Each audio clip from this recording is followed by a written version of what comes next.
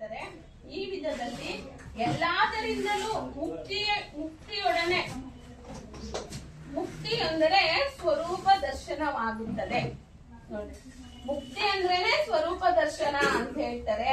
ಸ್ವರೂಪ ದರ್ಶನವಾದ್ಮೇಲೆ ನಿನ್ಗೆ ಈ ದೋಷಗಳೆಲ್ಲವೂ ಆಟೋಮೆಟಿಕ್ ಆಗಿ ನೀನೇ ಕಡಿಮೆ ಮಾಡ್ತೀಯಾ ಅಂತಾನು ಹೇಳಿದ್ರು. ಆಗ ಒಳಗೆ ಆರ್ತಿ ಅಂತಕ್ಕಂತ ಒಂದು ಶಾಂತವಾದ ಬೆಳಕು ನಿನ್ನಲ್ಲಿರುತ್ತೆ. ನಿನ್ನ ಅಂತಃಕರಣದಲ್ಲಿ ಆ ಒಂದು ಶಾಂತವಾದ ಬೆಳಕು ಬಂದ್ಬಿಟ್ರೆ ಈ ಮೂರು ಮಬ್ಬುಗಳು ಏನಿದೆಯೋ ಇದು ಮೂರೂ ಹೊಟ್ಟೋಗುತ್ತೆ ಅಂತಾನೂ ಹೇಳಿದ್ರು. ಮಬ್ಬು ಯಾವಾಗಲೂ ಬರುತ್ತದೆ. ಆಗ ಸತ್ಸಂಗವನ್ನು ಆಧಾರವಾಗಿ ತೆಗೆದುಕೊಂಡು ಸಾಧನೆಯನ್ನು ಮಾಡಬೇಕು. ಈ ಜನ್ಮವೇ ನಿನಗೆ ಅಂತಃಕರಣ ಶುದ್ಧಿಗೆ ಕಾರಣವಾಗಬೇಕು. ಈ ಜನ್ಮದಲ್ಲೇ ಸಾಧನೆ ಮಾಡು ಅಂತ ಹೇಳ್ತಿದ್ದಾರೆ. ಅಂತಃಕರಣದಲ್ಲಿ ಬುದ್ಧಿ, ಮನಸ್ಸು, ಚಿತ್ತ, ಅಹಂಕಾರ ಇವೆಲ್ಲವೂ ತಿಳಿದ ಮೇಲೆ ಸ್ವರೂಪ ಜ್ಞಾನ ದೊರೆಯುತ್ತದೆ. ಆದ್ದರಿಂದ ಯಾವಾಗಲೂ ಮನಸ್ಸಿನಲ್ಲಿ ಅಶಾಂತಿ, ನಿರ್ವಿಕಾರ, ನಿರ್ಮೋಹ ಇವೆಲ್ಲವೂ ಇದ್ರೆ ಜೀವನ್ಮುಕ್ತಿ ಸಾಧ್ಯವೇ ಇಲ್ಲ. ಇವೆಲ್ಲವನ್ನ ನೀನು ಇರಬಾರ್ದು. ಆ ತರ ಸತ್ಸಂಗ ಕೇಳು. ಯಾರಿಗೆಲ್ಲ ಇರುತ್ತದೋ ಅವರಿಗೆಲ್ಲ ಅಂತ ಹೇಳಿದ್ರಲ್ಲ, ವಿಕಾರ ಇರಬಾರ್ದು ಅಂತ ಅಲ್ವಾ?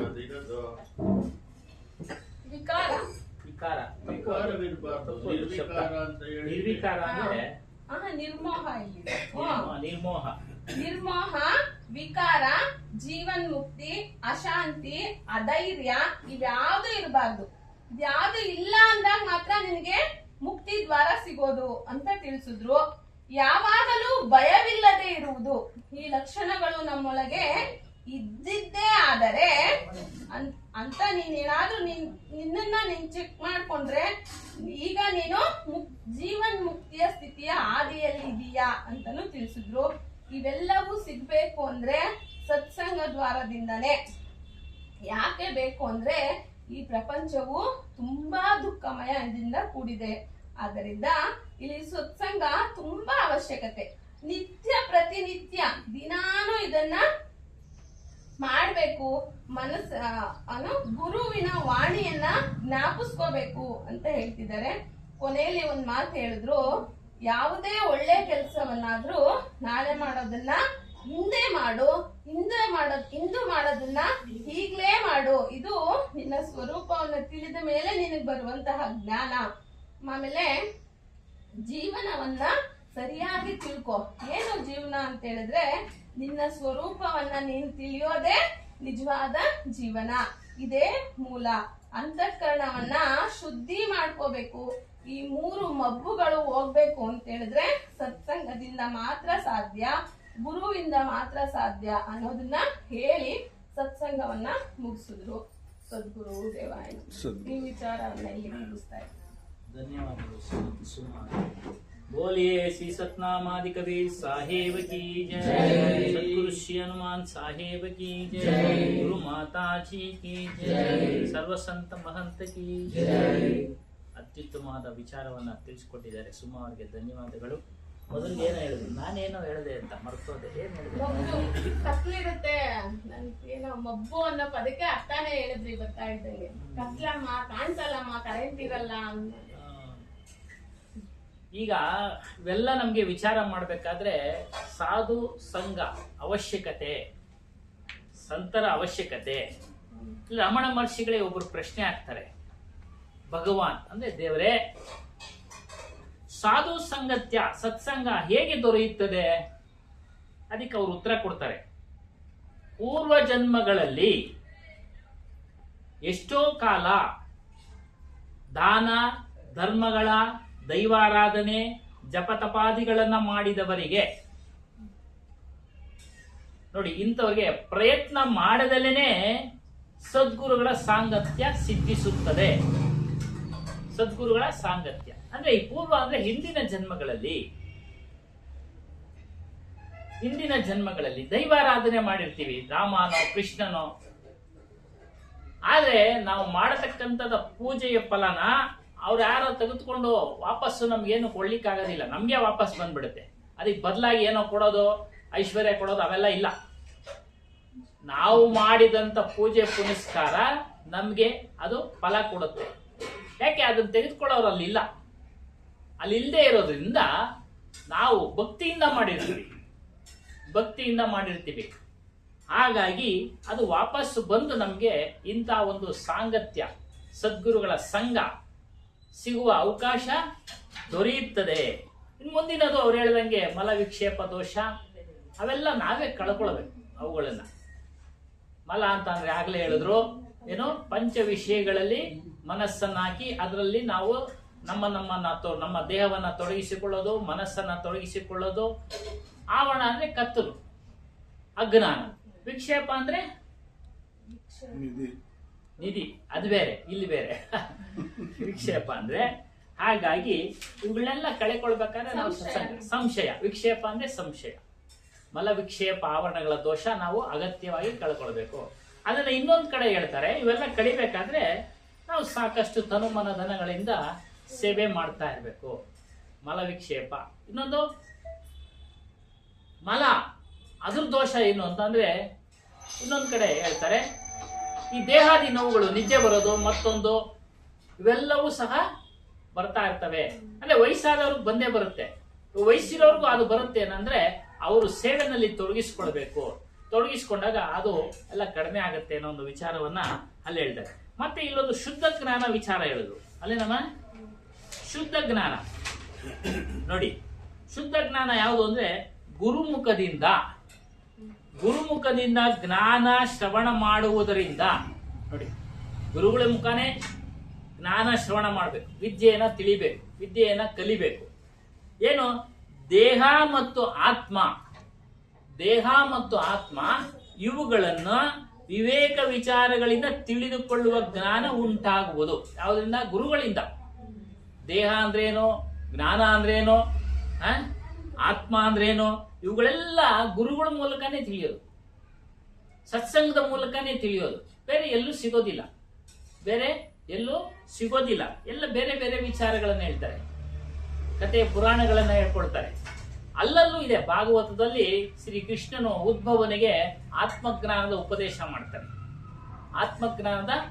ಮಾಡ್ತಾರೆ. ಸಾಕಷ್ಟು ಕಥೆಗಳಿದಾವೆ ಅದರಲ್ಲಿ, ಹಲವಾರು ಕಥೆಗಳಿದಾವೆ. ಕೊನೆಯಲ್ಲಿ ಉದ್ಭವ ಪ್ರಶ್ನೆ ಮಾಡಿದಾಗ ಮೋಕ್ಷಕ್ಕೆ ದಾರಿ ಏನು ಅಂತ ಹೇಳಿದಾಗ ಅವನು ಈ ವಿಚಾರಗಳನ್ನ ಹೇಳ್ತಾನೆ. ಶುದ್ಧವಾದ ಜ್ಞಾನವೇ ಮೋಕ್ಷಕ್ಕೆ ಕಾರಣನಪ್ಪ, ಅದಕ್ಕೆ ಸಾಧು ಸಂಗತ್ಯ ಅವಶ್ಯಕ,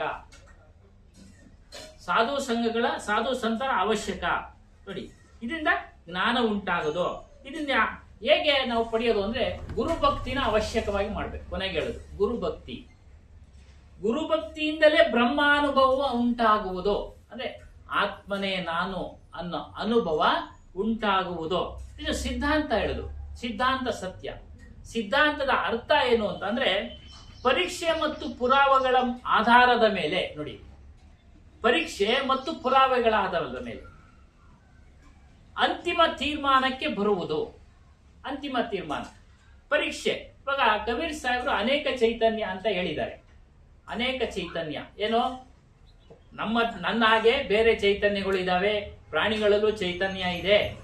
ಅದು ಪರೀಕ್ಷೆ ಮೂಲಕ ಹೇಗೆ ಅಂತ ಅಂದ್ರೆ ನಾವು ಆಗಾಗ್ಗೆ ಹೇಳ್ತೀವಲ್ಲ, ನಮ್ಮ ಸ್ವಭಾವ ಇದ್ದಂಗೆ ಇನ್ನೊಬ್ಬರು ಸ್ವಭಾವ ಇರೋದಿಲ್ಲ, ನಮ್ಮ ರೂಪ ಇದ್ದಂಗೆ ಇನ್ನೊಬ್ಬರು ರೂಪ ಇರೋದಿಲ್ಲ, ನಮ್ಮ ಗುಣಗಳು ಇದ್ದಂಗೆ ಇನ್ನೊಬ್ಬರು ಗುಣಗಳು ಇರೋದಿಲ್ಲ. ಹೀಗಾಗಿ ಅನೇಕ ಚೈತನ್ಯ ಅವರವರ ಕರ್ಮಾನುಸಾರ, ಅವರವರ ಪ್ರಾರಬ್ಧ ವಶದಿಂದ ಅವರಲ್ಲಿ ಗುಣಗಳು ಬಂದಿರುತ್ತವೆ. ಹುಟ್ಟಿನಿಂದಲೇ ಬಂದಿರುತ್ತವೆ. ಹಾಗಾಗಿ ಅನೇಕ ಚೈತನ್ಯ. ನೋಡಿ, ನಾವೆಲ್ಲ ಪರೀಕ್ಷೆ ಮಾಡಿ ನೋಡಿ, ಎಲ್ಲ ಬೇರೆ ಬೇರೆನೆ. ನಾವು ಬೇರೆ ಬೇರೆನೆ. ಇದು ಪರೀಕ್ಷೆ. ಇನ್ನು ಪುರಾವೆಗಳು ಅಂದ್ರೆ ಗ್ರಂಥಗಳ ಪ್ರಮಾಣ ತೆಗೆದುಕೊಳ್ಬೇಕು ನಾವು. ಪುರಾವೆಗಳು ಅಂದ್ರೆ ಕನ್ನಡ ಪದ ಸಾಕ್ಷಿ. ಪುರಾವೆ ಅಂದ್ರೆ ಕನ್ನಡ ಪದ, ಅದು ಇನ್ನೊಂದಕ್ಕೆ ಅರ್ಥ ಸಾಕ್ಷಿಗಳು. ಇವಾಗ ಕೋರ್ಟ್ಗಳಲ್ಲಿ ಇದನ್ನೇ ತೆಗೆದುಕೊಳ್ಳೋದು. ಪ್ರತ್ಯಕ್ಷ ಪುರಾವೆ. ಪ್ರತ್ಯಕ್ಷ ನೋಡಿರೋವನ್ನ ವಿಚಾರಣೆ ಮಾಡ್ತಾರೆ. ಏನಪ್ಪಾ ನೀನು ಪ್ರತ್ಯಕ್ಷವಾಗಿ ನೋಡ್ದ ನೀನು? ಹೌದು ಸ್ವಾಮಿ. ಅದನ್ನ ಬರವಣಿಗೆಯಲ್ಲಿ ಕೊಟ್ಟಿರ್ತಾನೆ. ಪುರಾವೆ, ಸಾಕ್ಷಿ. ಅವುಗಳನ್ನ ನೋಡ್ಕೊಂಡೆ ಅವರು ತೀರ್ಪನ್ನ ಕೊಡುದು. ಅದು ತೀರ್ಮಾನಕ್ಕೆ ಬರುವುದು. ಅದೇ ತೀರ್ಮಾನಕ್ಕೆ ಬರುವುದು. ಇದು ಸಿದ್ಧಾಂತ. ಅದೇ ವಿಚಾರವಾಗಿ ನಾವು ಮುಂದುವರಿಯೋಣ. ಕಳೆದ ವಾರ ಏನೋ ಶಬ್ದಗಳ ಬಗ್ಗೆ ನಾವಿನ್ನ ವಿಚಾರ ಮಾಡ್ತಾ ಇದ್ದೀವಿ. ಕೊನೆಯಲ್ಲಿ ಏನ್ ಹೇಳಿದ್ವಿ? ಈ ಶಬ್ದ ಜಾಲ ಮಾನವನನ್ನ ಮಹಾಬಂಧನಕ್ಕೆ ಒಳಪಟ್ಟಿದೆ. ಒಂದಲ್ಲ ಬಂಧನ, ಎರಡಲ್ಲ ಬಂಧನ. ನಾವು ತಿಳಿದೇ ಇದ್ರೆ, ನಮ್ಮ ಸ್ವರೂಪವನ್ನ ಅರಿಯದೇ ಇದ್ರೆ, ನಾವು ಅಲ್ಲಿ ನಿಲ್ಲದೇ ಇದ್ದ ಪಕ್ಷದಲ್ಲಿ ಮಹಾಬಂಧನ. ಅನೇಕ ಜನ್ಮಗಳ ಹುಟ್ಟುಗಳು ಸಾವುಗಳು ಆಗ್ತವೆ ನಮ್ಗೆ.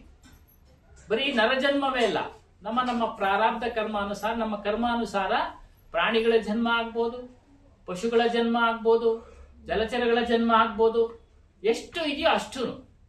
84 ಲಕ್ಷ ನಮ್ಗೆ ಲೆಕ್ಕ ಕೊಡಿ ಅಂದ್ರು ಸದಾಶಿವಪ್ಪನವರು. ನಾನು ಇನ್ನು ಹುಡುಕ್ತಾ ಇದ್ದೀನಿ ಸ್ವಾಮಿ, ಅವತ್ತೇ ಮೆಸೇಜ್ ಹಾಕಿದ್ದೆ. ಹುಡುಕಿದ್ರೆ ಸಿಕ್ಕಿದ್ರೆ ಖಂಡಿತ ಕೊಡ್ತೀನಿ. ಅದಕ್ಕೆ ನಾನು ಮೊದಲೇ ಹೇಳ್ಬಿಟ್ಟೆ, 84 ಲಕ್ಷ ಜೀವರಾಶಿಗಳಲ್ಲಿ ಒಂದೊಂದು ಬಿಡುಗಡೆ ಮಾಡಿದ್ದಾರೆ. ಇವಾಗ ಒಂದೇ ಒಂದು ಸಣ್ಣ ಉದಾಹರಣೆ ನಾನು ನಿಮಗೆ ಕೊಡ್ತೀನಿ. ಒಂದು ಜೇಡ ಅನ್ನೋದಿದೆ, ಒಂದೇ ಆಕಾರ ಇರುತ್ತೆ. ಅದರಲ್ಲಿ 8 ಜಾತಿ ಇದಾವೆ. 8 ಜಾತಿ. ಏನ್ ಸಮಯ ಉಮೇಶ್ ಅವರೇ? 8 ಜಾತಿ ಇದಾವೆ. ಅದಕ್ಕೆಲ್ಲ ಹೆಸರೇನು? ಒಂದೇ ಜೇಡ ಅಂತ. ಅದರಲ್ಲಿ ಆ ತಕ್ಷಣ ಕಚ್ಚಿದ್ರೆ ಸಾಯುವಂತ ಜೇಡನು ಇದಾವೆ. ಕಚ್ಚಿದ್ರೆ ಆ ತಕ್ಷಣ ಸಾಯುವಂತ ಏನ್ ಸರ್ ಕಾಂತಣ್ಣವ್ರೆ ಇದೆ. ಹೀಗೆ ವಿಂಗಡಣೆ ಮಾಡಿರ್ತಾರೆ ಅಂತ ನನ್ನ ಅಭಿಪ್ರಾಯ. ಹೆಚ್ಚಿನ ಪ್ರಮಾಣದಲ್ಲಿ ಸಿಕ್ಕರೆ ನಿಮ್ಗೆ 74 ಲಕ್ಷ ಜೀವರಾಶಿಗಳಲ್ಲಿ. ಓಕೆ, ಇದು ಶಬ್ದಜಾಲ. ಮಾನವ ಏನ್ ಮಾಡ್ತಾನೆ? ಮಹಾಬಂಧನಕ್ಕೊಳಗಾಗಿದ್ದಾನೆ ಶಬ್ದಜಾಲದಿಂದ. ಅದಕ್ಕೆ ಹೇಳ್ತಾರೆ ಶಬ್ದೈ ಪೈಟನ ಜೀವ. ಮಾನವನ, ಇದರ ಅರ್ಥ ಹೇಳ್ತಾರೆ, ಮಾನವನ ಜೀವನ ಒಳಗಡೆ ಹೊರಗಡೆ ಶಬ್ದಗಳು ಪ್ರತಿಧ್ವನಿ ಮಾಡ್ತಾ ಇದ್ದಾರೆ. ಅನೇಕ ಶಬ್ದಗಳು, ಒಂದಲ್ಲ ಎರಡಲ್ಲ. ವ್ಯವಹಾರದ ಶಬ್ದಗಳು, ದಾಂಪತ್ಯದ ಶಬ್ದಗಳು, ಭಯಾನಕ ಶಬ್ದಗಳು, ಎಷ್ಟೋ ಶಬ್ದಗಳು ಇದ್ದಾವೆ ಅಲ್ಲಲ್ಲ? ಶಬ್ದಗಳು, ಸಂಗೀತದ ಶಬ್ದಗಳು. ಸಂಗೀತದಲ್ಲಿ ಎಷ್ಟೋ ಶಬ್ದಗಳಿವೆ. ವೀಣೆ ಇದೆ, ಹಾರ್ಮೋನಿಯಂ ಇದೆ, ತಬಲಾ ಇದೆ, ಮೃದಂಗ. ಇವಾಗ ಇಂಗ್ಲಿಷ್ ಏನೇನೋ ಬಂದ್ಬಿಟ್ಟಿದೆ ಅಲ್ವರ? ಇದೆಲ್ಲ ಹೀಗೆ ಒಳಗಡೆ ಹೊರಗಡೆ, ಮನುಷ್ಯನ ಒಳಗಡೆ ಹೊರಗಡೆ ನಾವು ಏನೋ ಮಾತನಾಡ್ತಾ ಇರೋವಾಗ ಒಳಗಡೆ ನಮ್ಗೆ ಪ್ರತಿಧ್ವನಿಸ್ತವೆ ಶಬ್ದಗಳು. ನಾವು ಕೇಳಿರ್ತಕ್ಕಂಥ ವಿಚಾರಗಳು ಮತ್ತೆ ಮನನ ಮಾಡ್ತಾ ಇರ್ತವೆ. ಉದಾಹರಣೆಗೆ ಸಂಗೀತದಲ್ಲಿ ಪ್ರೀತಿಯೇ ಉಳ್ಳವನಾಗಿರ್ತಾನೆ, ಹಾಡನ್ನ ಗುಣುಕ್ತಾನವನೇ, ಹಾಡನ್ನ ಹೇಳ್ಕೊಳ್ತಾ ಇರ್ತಾನವನೇ. ನೋಡಿ, ಒಳಗೆ ಹೊರಗೆ. ಕೆಲವು ಸಮಯ ಹೊರಗಡೆ ಕೇಳಿರ್ತಕ್ಕಂಥ ಶಬ್ದಗಳನ್ನ ಚೆನ್ನಾಗಿ ಹೇಳ್ತೀಯ ಹೇಳು ಅಂದ್ರೆ ಹೊರಗಡೆ ಹೇಳ್ತಾನೆ ಅಲ್ಲೇನಮ್ಮ? ಹಾಗೆ ಒಳಗಡೆ ಹೊರಗಡೆ ಶಬ್ದಗಳ ಪ್ರತಿಧ್ವನಿಗಳು ನಡೀತಾ ಇರ್ತವೆ ಮನುಷ್ಯನಿಗೆ. ಈ ರೀತಿ ಅದರಲ್ಲಿ ಒಳ್ಳೆ ಶಬ್ದಗಳು ಇದೆ, ಕೆಟ್ಟ ಶಬ್ದಗಳು ಇದಾವೆ. ಇವಾಗೆಲ್ಲ ಒಳ್ಳೆ ಶಬ್ದಗಳೇ ನಾವು ಕೇಳಿದ್ವಿ ಇಲ್ಲಿವರೆಗೂ. ಇಲ್ಲಿರೋರ್ಗು ಒಳ್ಳೆ ಶಬ್ದಗಳು ಕೇಳ್ತೀವಿ, ಸತ್ಸಂಗದ ಶಬ್ದಗಳನ್ನ. ಆಚೆ ಕಡೆ ಹೋಗ್ತಾ ಇರ್ತೀವಿ, ಬಸ್ನಲ್ಲಿ ಪ್ರಯಾಣ ಮಾಡ್ತಾ ಇರ್ತೀವೋ, ರಸ್ತೆನಲ್ಲಿ ಹೋಗ್ತಾ ಇರ್ತೀವೋ, ಅವಾಗ ಪರಸ್ಪರ ಕಾದಾಟ, ಕಲಹ, ಯಾರ ವ್ಯಕ್ತಿಗಳು ಆಗ್ತಾ ಇದ್ರೆ ಅವಾಗ ಏನ್ ಶಬ್ದಗಳು ಬರ್ತವೆ? ಎಲ್ಲ ಕೆಟ್ಟ ಶಬ್ದಗಳು ಬರ್ತವೆ. ಅವು ಕಿವಿ ಮುಚ್ಕೊಂಡ್ಬಿಟ್ಟಿರ್ತೀವ ನಾವು? ಇಲ್ಲ, ಕಿವಿಯೊಳಗೆ ಪ್ರವೇಶ ಮಾಡುತ್ತೆ, ನಮ್ಮ ಮನಸ್ಸನ್ನ ಚಂಚಲ ಮಾಡುತ್ತೆ, ನಮ್ಮ ಮನಸ್ಸನ್ನ ಸ್ಥಾನ ಪಲ್ಲಟ ಮಾಡುತ್ತೆ. ನಾವು ಒಳ್ಳೆ ಆಲೋಚನೆಯಲ್ಲಿ ಹೋಗ್ತಾ ಇರ್ತೀವಿ, ಒಳ್ಳೆ ವಿಚಾರವನ್ನೇ ಮಾಡ್ತಾ ಇರ್ತೀವಿ. ಆದ್ರೂ ಆ ಶಬ್ದಗಳು ಪ್ರವೇಶ ಆದಾಗ ನಮ್ಮ ಮನಸ್ಸು ಚಂಚಲ ಆಗುತ್ತೆ. ಅದಕ್ಕೆ ಹೇಳಿ ಸರ್. ಮೇಡಮ್ ಅವರು ಮಬ್ಬು ಅಂತ ಹೇಳಿದ್ರಲ್ಲ, ಮಬ್ಬು ಕತ್ಲು. ಆಧ್ಯಾತ್ಮಿಕದಲ್ಲಿ ಕತ್ಲು ಹೋಗ್ಬೇಕು, ಆದ್ರೆ ಸಾಮಾಜಿಕವಾಗಿ ನಮಗೆ ಮಬ್ಬು ಬರ್ಬೇಕು. ಯಾಕಂದ್ರೆ ನಾವು ಸೋಂಬೇರಿ. ಯಾವಾಗ ಮಬ್ಬು ಆಗ್ಬಿಟ್ರೆ, ಕತ್ಲಾಗ್ಬಿಟ್ರೆ ಮಲ್ಕೊಳ್ಳೋಣ ಅಂತ ನಮ್ಗೆ ಅನಿಸ್ತಾ ಇತ್ತು. ಅದು ನಾವು ಆಹ್ವಾನ ಮಾಡ್ತೀವಿ ಮಬ್ಬುನ, ಅದು ಕತ್ತಲ್ನ. ಹೌದಾ? ಕಳ್ಳನು ಕತ್ಲು ಇಷ್ಟಪಡ್ತಾನೆ ಸ್ವಾಮಿ. ಇರುವುದೇನ? ಇಲ್ಲ, ಇರ್ಬೋದೇನೋ, ಇರ್ತಾನೆ. ನಿದ್ದೆ ಹೋಗ್ಬೇಕಾದ್ರೆ ಕತ್ಲೆ ಬರ್ಬೇಕಲ್ಲ. ಅಲ್ಲ, ಕಳ್ಳನು ಇಷ್ಟಪಡ್ತೇನೆ ಕತ್ಲನ್ನ. ಯಾಕೆ? ಕಳ್ಳತನ ಮಾಡಕ್ಕೆ. ಅದೇ ರೀತಿ ನಿಮ್ಮಲ್ಲಿರತಕ್ಕಂತ ಆತ್ಮಜ್ಞಾನದ ಬೆಳಕನ್ನ ಕದಿಯೋದಿಕ್ಕೆ ಈ ಮಬ್ಬುಗಳು ಬರ್ತವೆ. ಈ ಮಬ್ಬುಗಳು ಅಲ್ಲೇನಮ್ಮ? ಹಾ ನಿದ್ದೆ ಮಾಡ್ಬೇಕಾದ್ರೆ ಅದು ಕತ್ಲಾದ್ರೆ ಶಾರೀರಿಕ ಧರ್ಮ ಸ್ವಾಮಿ, ನಿದ್ದೆ ಮಾಡೋದು. ನೀವು 24 ಗಂಟೆ ನಿದ್ದೆ ಮಾಡ್ಬೇಕು ಅನ್ನೋದು ತಪ್ಪಲ್ಲ. 8 ಅವರ್ ನಿದ್ದೆ ಹೇಳವ್ರೆ, ಅಷ್ಟಕ್ಕೆ ನಾವು ಮಬ್ಬು ತತ್ಕೊಬೇಕಷ್ಟೇ. ಅಲ್ಲ, correct. 24 ಗಂಟೆನೂ ಅದೇ ಅನ್ಕೊಂಡ್ರೆ ಕಷ್ಟ. ಈಗ ರಾತ್ರಿ ಕೆಲಸ ಮಾಡ್ತಾ ಇರ್ತಾರೆ, ಅವ್ರು ಹಗಲೊತ್ತು ಮಲಗಲೇಬೇಕು. ಅವಾಗ ಬೆಳಕಿರುತ್ತೆ, ಅವಾಗ ಕತ್ಲ ಅವ್ರಿಗೆ, ಅವ್ರ ಮಗು ಅವಾಗ ಅವ್ರ ಮಗು. ಶಾರೀರಿಕ ಧರ್ಮ ಅದು ಅವರೇ ಅಷ್ಟೇ, ಮಾಡ್ಕೊಳ್ತಾರೆ ಅವರೇ ಮಾಡ್ಕೊಂಡಿರೋದು. ವ್ಯವಹಾರ ಸಂಬಂಧ ಮಾಡ್ಲೇಬೇಕು. ನೈಟ್ ಡ್ಯೂಟಿ ಮಾಡಿದ್ಮೇಲೆ ಇವಾಗ ಪೊಲೀಸ್ನವರೆಲ್ಲ ನೈಟ್ ಡ್ಯೂಟಿ ಮಾಡ್ತಾರೆ, ಬೇರೆ ಕಾರ್ಖಾನೆಗಳಲ್ಲಿ ಮಾಡ್ತಾರೆ, ಅವ್ರು ಹಗಲೊತ್ತು ನಿದ್ದೆ ಹೋಗ್ತಾರೆ. ಇಲ್ಲ ಶರೀರ ಕೆಟ್ಟೋಗ್ಬಿಡುತ್ತೆ. ಅದು ಹೇಳ್ತಾರೆ ನಿದ್ಗೆಟ್ಟೋ ಬುದ್ಧಿಗೆಟ್ಟನು ಅಂತ. ಏನ್ ಸ್ವಾಮಿ, ಅವ್ರಿಗೆ ಬುದ್ಧಿ ಸ್ಥಿಮಿತ ಇರೋದಿಲ್ಲ. ನಿದ್ದೆ ಹೋಗ್ಲೇಬೇಕು.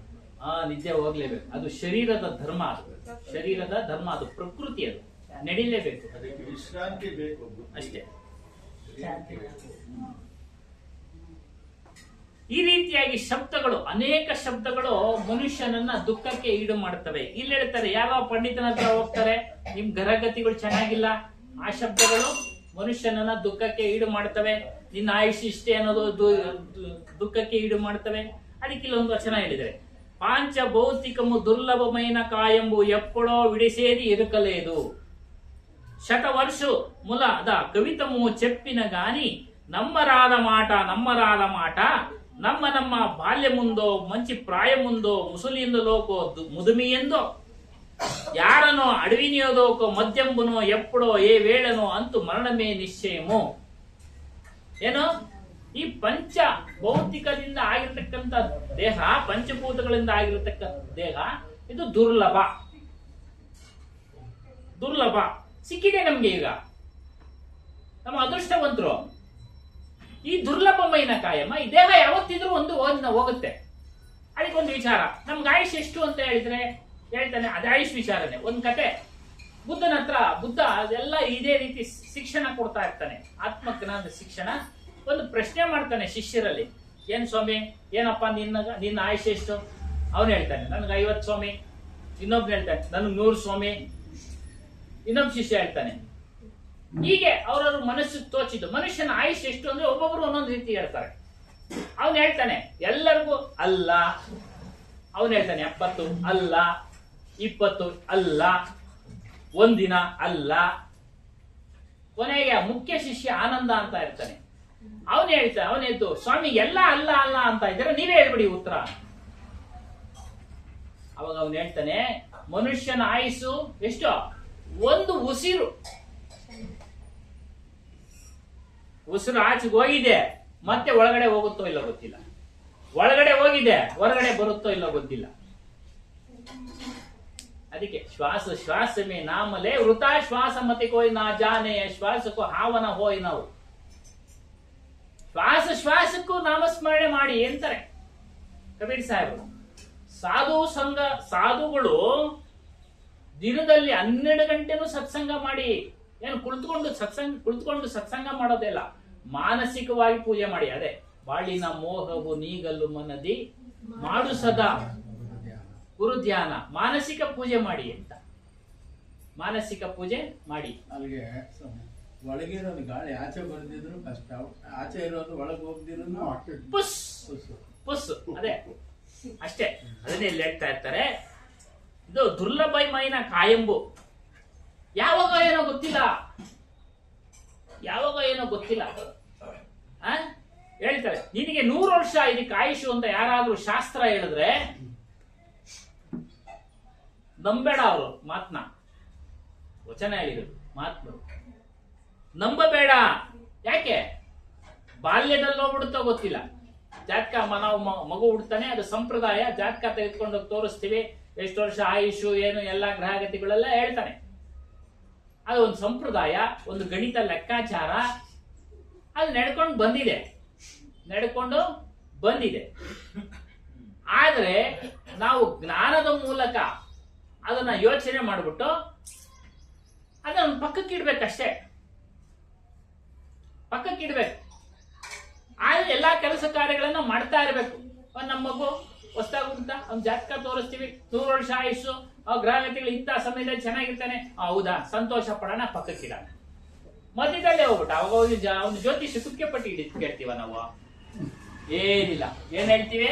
ಅವನ್ ಪ್ರಾರಬ್ಧ ಅಷ್ಟೇನಪ್ಪ, ಅವನ್ ಪ್ರಾರಬ್ಧ ಅಷ್ಟೇ. ಅದಕ್ಕೆ ಹೇಳ್ತಾರೆ ನಮ್ಮ ಬಾಲ್ಯ ಮುಂದೋ ಮಂಚಿ ಪ್ರಾಯ ಮುಂದೋ, ಬಾಲ್ಯದಲ್ಲೇ ಹೋಗ್ಬಿಡ್ಬೋದು, ಒಳ್ಳೆ ಯವನದಲ್ಲೇ ಹೋಗ್ಬಿಡ್ಬೋದು. ಮಂಚಿ ಅಂದ್ರೆ ಒಳ್ಳೇದೇನಮ್ಮ, ಒಳ್ಳೆ ಯವನ, ಒಳ್ಳೆ ಯವನ ಸ್ಥಿತಿ. ಅದೇನು ಯಾವ ಸ್ಥಳನೋ ಗೊತ್ತಿಲ್ಲ, ಕಾಡಿನಲ್ಲಿ ಹೋಗ್ಬಿಡ್ಬೋದು, ನಗರದಲ್ಲಿ ಹೋಗ್ಬಿಡ್ಬೋದು, ಆಚೆ ಕಡೆ ಈಚೆ ಕಡೆ ಹೋಗ್ತಾ ಹೋಗ್ತಾ ಅದು ಯಾವ ವೇಳೆ ಅಂತಾನು ಗೊತ್ತಿಲ್ಲ. ಸಮಯನಾದ್ರೂ ನಿಗದಿ ಇದೆಯಾ? ಇಲ್ಲ. ಯಾವಾಗಾದ್ರೂ ಹೋಗ್ಬೋದು. ಶರೀರ ದುರ್ಲಭ. ಹಾಗಾಗಿ ಬುದ್ಧಿವಂತುಡೈತೆ, ಬುದ್ಧಿವಂತನಾಗಿದ್ದ ಪಕ್ಷದಲ್ಲಿ ಈ ದೇಹ ಹೋಗೋದ್ರೊಳಗಡೆ, ಈ ದೇಹ ಬಿದ್ದೋಗೋದ್ರೊಳಗಡೆ ನಿನ್ನನ್ನು ನೀನು ತಿಳಿ, ನಿನ್ನು ತಿಳಿಯವಲೆಯ ಸದ್ಗುರುದೇವ. ಅಂದ್ರೆ ಸದ್ಗುರುದೇವಗೆ ಹೇಳಿದ್ರು, ನನ್ನನ್ನು ನನಗೆ ತಿಳಿಸ್ಕೊಡು, ಪರಿಚಯ ಮಾಡಿಸ್ಕೊಡು. ಅದೇ ಇಲ್ಲಿ ಹೇಳ್ತಾ ಇರೋದು. ಏನು ಇಲ್ಲದೆ ಹೇಳಿದ್ವಿ, ಏನು ನಾವು ಪಂಡಿತರ ಉತ್ತರ ಹೋದ್ರೆ ನಮ್ಗೆ ಇಲ್ಲದೆ ಇರತಕ್ಕಂತ ಭಯ ಭೀತಿಯನ್ನು ಹುಟ್ಟಿಸ್ತಾರೆ. ಯಾವುದು? ಶಬ್ದಗಳ ಮೂಲಕ ನಮಗೆ ಭಯಭೀತಿಗಳನ್ನ ಹುಟ್ಟಿಸ್ತಾರೆ. ಹಾಗಾಗಿ ಅವುಗಳನ್ನ ವಿಚಾರ ಮಾಡಬೇಕು, ವ್ಯವಹಾರಕ್ಕೆ ಅನುಗುಣವಾಗಿ ತೆಗೆದುಕೊಳ್ಬೇಕು, ಪಕ್ಕಕ್ಕಿಡಬೇಕು, ಎಲ್ಲಾ ಕೆಲಸ ಕಾರ್ಯಗಳನ್ನ ಮಾಡ್ತಾ ಇರಬೇಕು, ಮುಂದುವರಿತಾ ಇರಬೇಕು, ಸಾಹಸ ಬೇಕು. ಅದೇ ಎಲ್ಲ ಹೇಳ್ತಾರೆ ನೋಡಿ. ಧೈರ್ಯ, ಮನುಷ್ಯಕ್ಕೋ ಸಾಹಸ್ ಲಾನ ಹೋಗ. ಧೈರ್ಯ ತೆಗೆದುಕೊಳ್ಬೇಕು, ಸ್ಥೈರ್ಯ ತೆಗೆದುಕೊಳ್ಬೇಕು. ಧೈರ್ಯದಿಂದ ಇರಬೇಕು, ಧೈರ್ಯದಿಂದ ಹೋಗ್ಬೇಕು.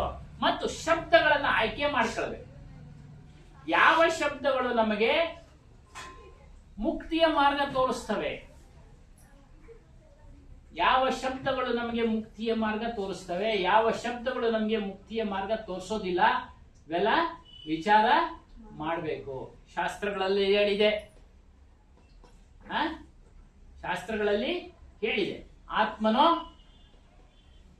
ಇನ್ನೊಂದು ದೇಹ ಪ್ರವೇಶ ಮಾಡೋವರೆಗೂ ಗಾಳಿಯಲ್ಲಿ ಇರ್ತಾನೆ ಇತ್ಯಾದಿ ಶಬ್ದಗಳು. ಅವೆಲ್ಲ ನಮ್ಗೆ ಲಾಭ ಕೊಡುವಂತದ್ದಲ್ಲ. ಇದ್ರೂ ಇರ್ಲಿ, ಬಿಟ್ರೆ ಬಿಡ್ಲಿ. ಇವೊಂದು ಸೀರಿಯಲ್ ಬರ್ತಾ ಇದೆ, ರಾಘವೇಂದ್ರ ಮಹಾತ್ಮೆ. ಆತನ ಹೆಂಡತಿ ಆತನನ್ನ ಬಿಟ್ಟಿಲ್ಲದಾರದೆ ಆತ್ಮಹತ್ಯೆ ಮಾಡ್ಕೊಳ್ತಾಳೆ. ಕೇಳಿದೆ, ನೋಡಿದ್ರೆ ನಮ್ಮ ಅದನ್ನ ಅಂತ. ಬರ್ಲಿಲ್ಲ ಅಂದ್ರು ಯಾರೋ. ಮೊನ್ನೆ ಅದರಲ್ಲಿ ಒಂದು ಭಾಗ ತೋರಿಸಿದ್ರು. ಆಕೆ ಆತ್ಮಹತ್ಯೆ ಮಾಡ್ಕೊಂಡಾಗ ಅವಳು ಪ್ರೇತಾತ್ಮವಾಗಿ ಕಾಣಿಸ್ಕೊಳ್ತಾಳೆ. ಯಾರಿಗೆ? ಗಂಡನಿಗೆ, ರಾಘವೇಂದ್ರನಿಗೆ ಕಾಣಿಸ್ಕೊಳ್ತಾಳೆ. ಅದು ಇದೆಯೋ ಇಲ್ವೋ ನಮಗ್ ಬೇಡ. ಆಗ್ಲೇ ಹೇಳಿದ್ರು, ಸಂಶಯ. ಅವುಗಳ ಕಡೆ ಹೋದಾಗ ನಮ್ಮ ಮನಸ್ಸು ಆ ಕಡೆ ಹೋಗ್ಬಿಡುತ್ತೆ. ಅವುಗಳನ್ನ ಅನ್ವೇಷಣೆ ಮಾಡಕ್ ಹೋದ್ರೆ ನಮ್ಮ ಸಮಯ ವ್ಯರ್ಥ ಆಗುತ್ತೆ. ಅದೆಲ್ಲ ಪ್ರಾಣಶಕ್ತಿಗಳು ಅಂತ ಒಂದು ಪುಸ್ತಕದಲ್ಲಿ ನಾನು ಓದಿದ್ದೀನಿ. ಆ ಪ್ರಾಣಶಕ್ತಿಗಳು ತಮ್ಮ ಒಂದು ಸ್ಥಿತಿಗೆ ಹೋಗ್ಬೇಕಾದ್ರೆ ಕೆಲವು ಸಮಯ ತೆಗೆದುಕೊಳ್ಳುತ್ತೆ. ಅದನ್ನ ಈ ಜನಗಳೆಲ್ಲ ಪ್ರೇತಾತ್ಮ ಅಂತೇಳಿ ಕರೀತಾರೆ. ಪ್ರೇತಾತ್ಮ ವಿಲಾಸ್ ಸಾಹೇಬ್ರು ಹೇಳ್ತಾರೆ, ಅದು ಗಯಾವುಹ ಆತ್ಮ, ಹೊರಟೋಗಿರೋ ಆತ್ಮ. ಅದು ಹೊರಟೋಗಿದೆ, ದೇಹವನ್ನ ಬಿಟ್ಟಿದೆ, ಅದೆಲ್ಲೋ ಹೋಗುತ್ತೆ. ಅದು ಪ್ರೇತಾತ್ಮ ಅಲ್ಲ, ಅದೊಂದು ಪ್ರಾಣಶಕ್ತಿ ಅಷ್ಟೇ. ಹಾಗಾಗಿ ಈ ರೀತಿ ನಮ್ಗೆ ಭಯ ಹುಟ್ಟಿಸತಕ್ಕಂತ ಶಬ್ದಗಳು ಬಂದಾಗ ನೋಡಿ, ಅದಕ್ಕೆ ಅವೆಲ್ಲ ಮಿಥ್ಯ ಅಂತ ಹೇಳೋದು. ದೆವ್ವ, ಭೂತ, ಪೀಡೆ, ಪಿಶಾಚಿ. ಕಬೀರ್ ಸಾಹೇಬ್ ಏನಕ್ಕೆ ಹೇಳೋದು? ಅವುಗಳ ಹಿಂದೆ ಓಡ್ಬಿಡ್ತಾರೆ ಇವರು ಜನಗಳು. ಏನಪ್ಪ ಸತ್ಯ ಅಲ್ವಾ ಅದು ಅಂತ ನೋಡೋದು. ಅದು ಸತ್ಯ ಅಲ್ಲ, ಅದು ಪರಿವರ್ತನೆ ಆಗ್ತಾ ಇರುತ್ತೆ. ಸತ್ಯ ಯಾವತ್ತೂ ಪರಿವರ್ತನೆ ಆಗೋದಿಲ್ಲ, ಯಾವತ್ತೂ ನಾಶ ಆಗೋದಿಲ್ಲ. ನಮ್ಮ ಸ್ವರೂಪ, ನಿಮ್ಮೆಲ್ಲರ ಸ್ವರೂಪ ಯಾವತ್ತೂ ನಾಶ ಆಗೋದಿಲ್ಲ, ಪರಿವರ್ತನೆ ಆಗೋದಿಲ್ಲ. ಪರಿವರ್ತನೆ ಅಂದ್ರೆ ಬದಲಾವಣೆ. ನಾವು ಸಣ್ಣ ಹುಡುಗರಿಂದ ನೋಡ್ತಾ ಇದ್ದೀವಿ. ನಮ್ಮ ಅರಿವಿನ ಶಕ್ತಿಯಲ್ಲಿ ಏನಾದ್ರೂ ಬದಲಾವಣೆ ಆಗಿದೆಯಾ? ಇಲ್ಲ. ಆದ್ರೆ ನಮ್ಮ ವಿವೇಕ, ಜ್ಞಾನದಿಂದ ನಮ್ಮ ಜ್ಞಾನವನ್ನ ಬೆಳೆಸ್ಕೊಳ್ತಾ ಇದ್ದೀವಿ, ಅಭಿವೃದ್ಧಿ ಮಾಡ್ಕೊಳ್ತಾ ಇದ್ದೀವಿ. ಮನಸ್ಸು ವಿಕಾಸ ಆಗ್ತಾ ಇದೆ. ಎಲ್ಲ ವಿಚಾರಗಳನ್ನ ತಿಳ್ಕೊಳ್ತಾ ಇದ್ದೀವಿ. ನಮ್ಮ ಅರಿವಿನಲ್ಲಿ ಎಳ್ಳಷ್ಟು ಕಡಿಮೆ ಆಗಿಲ್ಲ, ಹಾಗೇ ಇದೆ. ಕಣ್ಣು ಅಂತ ಏನಂತ ನಮಗೆ ತಿಳಿಸ್ಕೊಟ್ರೋ ಇದು ಕಣ್ಣು. ಇವಾಗಲೂ ಕಣ್ಣು ಅಂತಾನೆ ನಾವು ಅರಿತಾ ಇರೋದು. ಅದಕ್ಕೇನು ಬದಲಾವಣೆ ಮಾಡಿಲ್ಲ ವಸ್ತುಗೆ. ಬೇರೆ ವಸ್ತುಗಳ ಪರಿಚಯ ಆದ್ಮೇಲೆ ಅದೇ ಹೆಸರಿನಿಂದ ಕರೀತಾ ಇದೀವಿ ನಾವು. ಅರಿವಿದ್ದಾಕ್ಷಣಕ್ಕೆ ಬೇರೆ ಹೆಸರನ್ನ ನಾವು ಪ್ರಯೋಗ ಮಾಡಿದೀವ? ಇಲ್ಲ. ನಮ್ಮ ಶರೀರ, ಕೈ, ಕಾಲು ಎಲ್ಲ ಅದೇ. ಅಲ್ಲಿಗೆ ದೊಡ್ಡ ದೊಡ್ಡ ಬೋರ್ಡ್ಗಳೆಲ್ಲ ಹಾಕೊಂಡಿರ್ತಾರೆ, ಪಿಚಾಚಿ ಬಿಡಿಸ್ತೀನಿ, ದೆವ್ವ ಬಿಡಿಸ್ತೀನಿ, ಭಯಂಕರವಾಗಿ ಇರ್ತಕ್ಕಂಥ ವ್ಯಾಧಿಗಳನ್ನ ಬಿಡಿಸ್ತೀನಿ ಅನ್ನೋದು ಅಲ್ಲಿ ಅದು ಸುಳ್ಳು ಅನ್ಸಲ್ಲ. ದೆವ್ವ ಅನ್ನೋದು, ಪಿಚಾಚಿ ಅನ್ನೋದು ಅವುಗಳ ವಿಚಾರ ಮಾಡದೇ ಬೇಡ. ನಾವು ಅವುಗಳ ವಿಚಾರ ಮಾಡದೇ ಬೇಡ. ಆಧ್ಯಾತ್ಮಿಕಕ್ಕೆ ಬಂದಾಗ ಅವುಗಳು ಬೇಡ, ಅವು ಪಕ್ಕಕ್ಕಿಡಿ. ಅಲ್ಲಿಗೆ ಅವಿಲ್ಲ ಅಂತ ಇಲ್ಲ ಅಂತ ತಿಳ್ಕೊಂಡು ಸುಮ್ನಿದ್ ಬಿಡಿ ನೀವು. ಇಲ್ಲ ಅಂತ ಹೇಳ್ಕೊಂಡು ಸುಮ್ನಿದ್ ಬಿಡಿ ನೀವು. ಅರ್ಥ ಆಯ್ತಾ?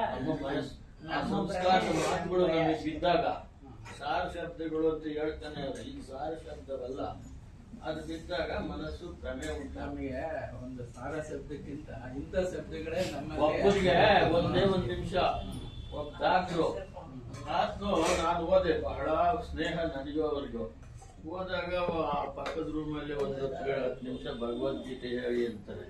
ನಾನು ಹೋದಾಗ ಸ್ವಾಮಿ ನನ್ಗೆ ಬ್ರಹ್ಮಪಿಶಾಚಿ ಆಗ್ಬಿಟ್ಟದೆ ಅಂದ್ರು ಅವತ್ತು. ಹೋದ ತಕ್ಷಣ ನಾನೇನ್ ಮಾಡಿದೆ, ಯಾರೋ ಈತನಿಗೆ ಭ್ರಮೆ ಮುಟ್ಟಿಸವ್ರೆ ಅಂತೇಳಿ ಯಾರು ಬಂದಿದ್ರು ನಿಮ್ಮ ಹತ್ರ ಈಗ ಅಂದೆ. ಅಲ್ಲಿ ದೆವ್ವ ಬಿಡಿಸೋನ್ ಬಂದಿದ್ದ. ಹೇಗ್ ಬಂದಿದ್ದ? ಅವನಿಗೆ ಕಾಯಿಲೆ ಬಂದಿದ್ದ. ಕಾಯಿಲೆ ಬಂದ್ರೆ ಇಂಜೆಕ್ಷನ್ ಕೊಟ್ಟು ಕಳಿಸ್ಬಿಡ್ಬೇಕಾಯ್ತು. ಅವನ ಹತ್ರ ಮಾತಾಡಿದ, ನೀವು ಮಾತಾಡದೆ ಜಾಸ್ತಿ ಹೊತ್ತು ಅಂತಂದ್ರು. ಹಂಗಾರ ಅವನು ನಿನಗೆ ಬ್ರಹ್ಮಪಿಶಾಚಿ ಅಲ್ಲ, ಭ್ರಮೆ ಪಿಶಾಚಿ ಇಳಿಸವನೆ ಅಂತೇಳಿ ಭಗವದ್ಗೀತೆ ತೆಗೆದು ಅದರಲ್ಲಿ ಉತ್ತಮರು ದೇವಗಣವನ್ನ, ದೇವತೆಗಳನ್ನು ಪೂಜೆ ಮಾಡ್ತಾರೆ. ಯಕ್ಷ ರಾಕ್ಷಸರು ಒಳ್ಳೆ ಜೀವಿಗಳನ್ನು ಪೂಜೆ ಮಾಡ್ತಾರೆ. ಅಧಮರು ಪಿಶಾಚಿಗಳನ್ನು ಪೂಜೆ ಮಾಡ್ತಾರೆ. ಅವನು ಬಂದು ನಿಮಗೆ ಪಿಶಾಚಿ ಇಳಿಸ್ಬಿಟ್ಟ ಇವಾಗ ಅಂತ ಒಂದು ಶ್ಲೋಕ ತೆಗೆದು ಓದಿಸ್ಬಿಟ್ಟೆ. ನನಗಿವಾಗ ಹೊರಟಾಯ್ತು ಸ್ವಾಮಿ, ಏನೂ ತೊಂದರೆ ಇಲ್ಲ ಅಂದ್ಬಿಟ್ರು. ಒಂದ್ 5 ನಿಮಿಷದ ಮೊದಲು ಅವ್ರಿಗೆ ಪಿಶಾಚಿ ಹಿಡಿದಿತ್ತು, ಇವಾಗ ಪಿಶಾಚಿ ಇಲ್ಲ. ಶಬ್ದದಿಂದಲೇ ಹೊರಟೋಯ್ತು. ನಮ್ಮ ಸ್ನೇಹಿತರೊಬ್ಬರು ಬಂದ್ಬಿಟ್ರು ಅವ್ರ ಹತ್ರ ಇಂಜೆಕ್ಷನ್ ತಗೊಳಕ. ಬಂದು ನನ್ ಕೇಳಿದ್ರು, ನಿಮಗೇನ್ ಕಾಯಿಲೆನಾ ಅಂದ್ರು.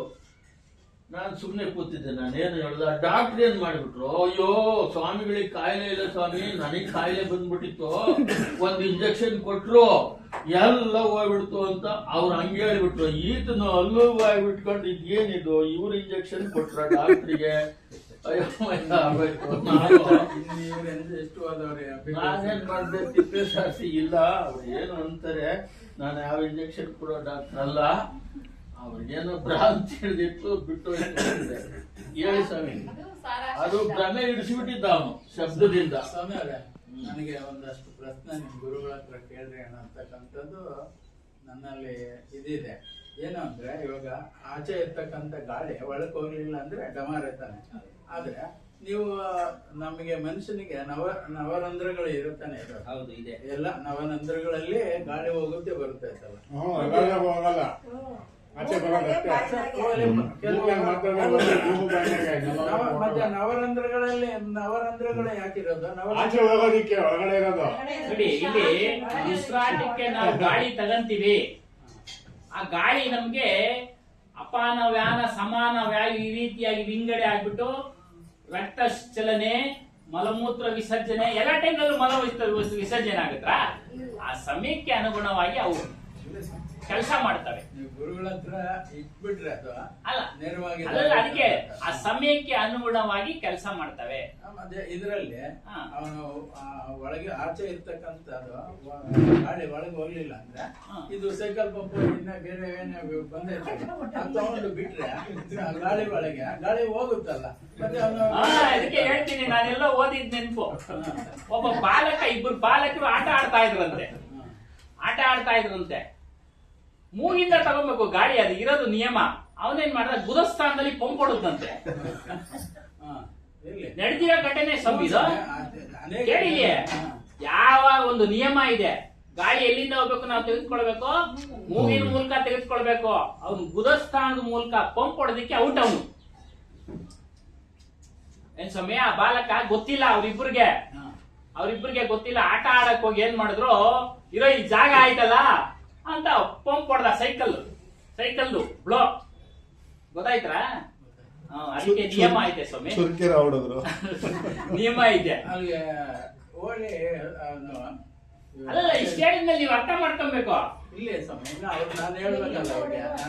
ಹೇಳಿ ಇದನ್ನ ಉದಾಹರಣೆ ಕೊಡಿ. ನಾನು ಅಷ್ಟು ದಡ್ಡ ಅಲ್ವಾ, ದಡ್ಡತನ ಅಲ್ಲ ದಟ್ರೇನಿಲ್ಲ ನೀವು. ಅವ್ರು ಹೇಳ್ದಂಗೆ ಉಮೇಶ್ ಅವ್ರು ಹೇಳ್ದಂಗೆ ಮಾನ್ ಬುದ್ಧಿವಂತರು ಏನಿಲ್ಲ ಸ್ವಾಮಿ, ನಿಜ ನಿಮ್ಮ ಅಲ್ಲ ಅಲ್ಲ ಅಂತ ಹೇಳಿದ್ದು. ಆಗ್ಬಿಟ್ರೆ ಅವ್ರು ಹೇಳೋದು ಕರೆಕ್ಟ್ ತಾನೆ. ನೀವು ಒಳಗೆ ಗಾಳಿ ಹೋಗುತ್ತಲ್ವಾ, ಆಕ್ಸಿಡೆಂಟ್ ಕೊಡ್ತಾರಲ್ಲ ಸ್ವಾಮಿ, ಅವ್ರಿಗೆ ಗಾಡಿ ಇಲ್ಲ ಅಂದ್ರೆ ಹಾಸ್ಪಿಟಲ್ಗಳಲ್ಲಿ ಎಷ್ಟು ದಿವಸ ಅಂತ ಇರ್ತೈತೆ. ಅದಕ್ಕೆ ಇರೋ ದಿನನೇ ಕೊಡೋದು ಅವ್ರು. ಅವ್ರು ಬೇಕಾಗಿನೇ ದುಡ್ಡು ಸಂಪಾದನೆ ಮಾಡಕ್ ಆಗಿರ್ತಾರೆ ಅಷ್ಟೇ, ಏನಿಲ್ಲ. ನಮ್ಮ ಮನೆಯಲ್ಲೂ ಎಲ್ಲ ರಸ್ತೆ ಉಸಿರಾಡ್ಬೇಕು ಮನುಷ್ಯ, ಉಸಿರಾಡ್ಬೇಕು. ಬಿದ್ದೋಗಿರ್ತಾನೆ, ಅವ್ರು ತಗೊಂಬಂದು ಹಾಕಿದ್ರೆ ಅವ್ನು ಬದುಕ್ಬೇಕಲ್ವಾ. ಗಾಳಿ ಹೋದ್ಮೇಲೆ ಗಾಳಿ ಒಳಕ್ ಹೋಗಿರ್ತೈತಲ್ಲ, ಆಕ್ಸಿಜನ್ ಬೇಕು ಸ್ವಾಮಿ. ಈ ಗಾಳಿ ಎಂತದ್ದು ಇದು? ಮನುಷ್ಯನ ಕೃತಕ ಗಾಳಿ. ಏನಮ್ಮ ಎಲ್ಲಿ ಅವರು ಅಲ್ಲಿ ಕುಂತವ್ರೆ? ಸುಶೀಲಮ್ಮ. ಸುಶೀಲಮ್ಮ ಅಲ್ಲ ನಿಮ್ಮ ಹೆಸರು? ಕರೆಕ್ಟ್ ಹೆಸರು ಹೇಳಿ ಒಂದು ಹೆಸರು ಅಲ್ಲಮ್ಮ? ಪುಷ್ಪಮ್ಮನವ್ರೆ. ಆಕ್ಸಿಜನ್ ಬೇಕಲ್ಲ ನಮ್ಮ ಮನುಷ್ಯನ್ಗೆ. ಯಾವ್ಯಾವ ಗಾಳಿ ತೆಗೆದುಕೊಂಡ್ಬಿಟ್ರೆ ಏನಾಗುತ್ತೆ? ಇನ್ನೊಂದು ಉದಾಹರಣೆ ಕೊಡ್ತೀನಿ ನಿಮ್ಗೆ. ಈ ಬಾವಿ ತೆಗಿತಾರೆ ನೋಡಿದ್ರ, ಬಾವಿ ಕ್ಲೀನ್ ಮಾಡ್ತಾರೆ, ಇದೆಲ್ಲ ಮಾಡ್ಸಿರ್ಬೇಕು. ಸ್ವಲ್ಪ ಕ್ಲೀನ್ ಮಾಡಿದ್ರೆ ತುಷ್ಟ ಗಾಳಿ ಅದನ್ನ ತೆಗೆದುಕೊಂಡ್ರೆ ಮನುಷ್ಯ ಸತ್ತೋಗ್ತಾನೆ. ತೆಗೆದು ಒಂದ್ 10 ನಿಮಿಷ ಕಾಲ ಗಂಟೆ ಬಿಟ್ಬಿಟ್ಟು ಯಾರು ಒಳಕ್ ಹೋಗಲ್ಲ. ಅದಕ್ಕೆ ಏನ್ ಮಾಡ್ತಾರೆ ಗೊತ್ತಾ? ಆಮ್ಲಜನಕ ಇದ್ರೇನೆ ದೀಪ ಉರಿಯೋದು. ಏನಮ್ಮ ಏನೋ ದೀಪ ಬಿಡ್ತಾರೆ.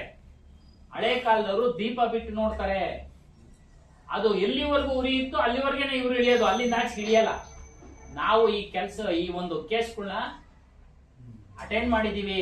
ಬಾವಿ ಕ್ಲೀನ್ ಮಾಡಕ್ ಹೋದವರು ಒಬ್ನೋದ ಸತ್ತೋದ, ಇನ್ನೊಬ್ನು ಏನಾಗೋನಂತ ನೋಡಿದ ಅವನು ಸತ್ತೋದ. ಎಲ್ಲ ಅಟೆಂಡ್ ಮಾಡಿದ್ವಿ. ಅದಕ್ಕೆ ಆಕ್ಸಿಜನ್ನೇ ಮುಖ್ಯ ಮನುಷ್ಯನಿಗೆ. ಬೇರೆ ದುರ್ವಾಸನೆ ತೆಗೆದುಕೊಂಡು ಜೀವನ ಮಾಡ್ಲಿಕ್ಕೆ ಜೀವಿಸಕ್ ಆಗೋದಿಲ್ಲ. ಆಗೋದಿಲ್ಲ. ನೀವು ಪಂಪ್ ಹೊಡೆದು ಬಿಡ್ತೀನಿ ಅಂದ್ರೆ ಅವ್ರಿಗೆ ಹೇಳಿ ಇದೆಲ್ಲ ತಿಳ್ಕೊಂಡು ಗುದ್ದದಲ್ಲಿ ಹೊಡೆದ್ರಪ್ಪ ಹಿಂಗ್ ಹೋಗ್ಬಿಟ್ನಂತೆ ಅಂತ. ಅರ್ಥ ಆಯ್ತಾ? ಅದೇ ಬೇರೆ ಗಾಳಿ, ಕೃತಕ ಗಾಳಿ ಸರ್. ಅದು ಕೃತಕ ಗಾಳಿ. ನಮ್ಮ ಜಮ್ಮ ಮಸೀದ್ ರೋಡ್ ಕಮ್ಮನ್ಪೇಟೆ, ನೀವು ಗೊತ್ತಿರ್ಬೋದು. ಹೇಳಿ. ಅದು ಯಾವ್ದು ಇದು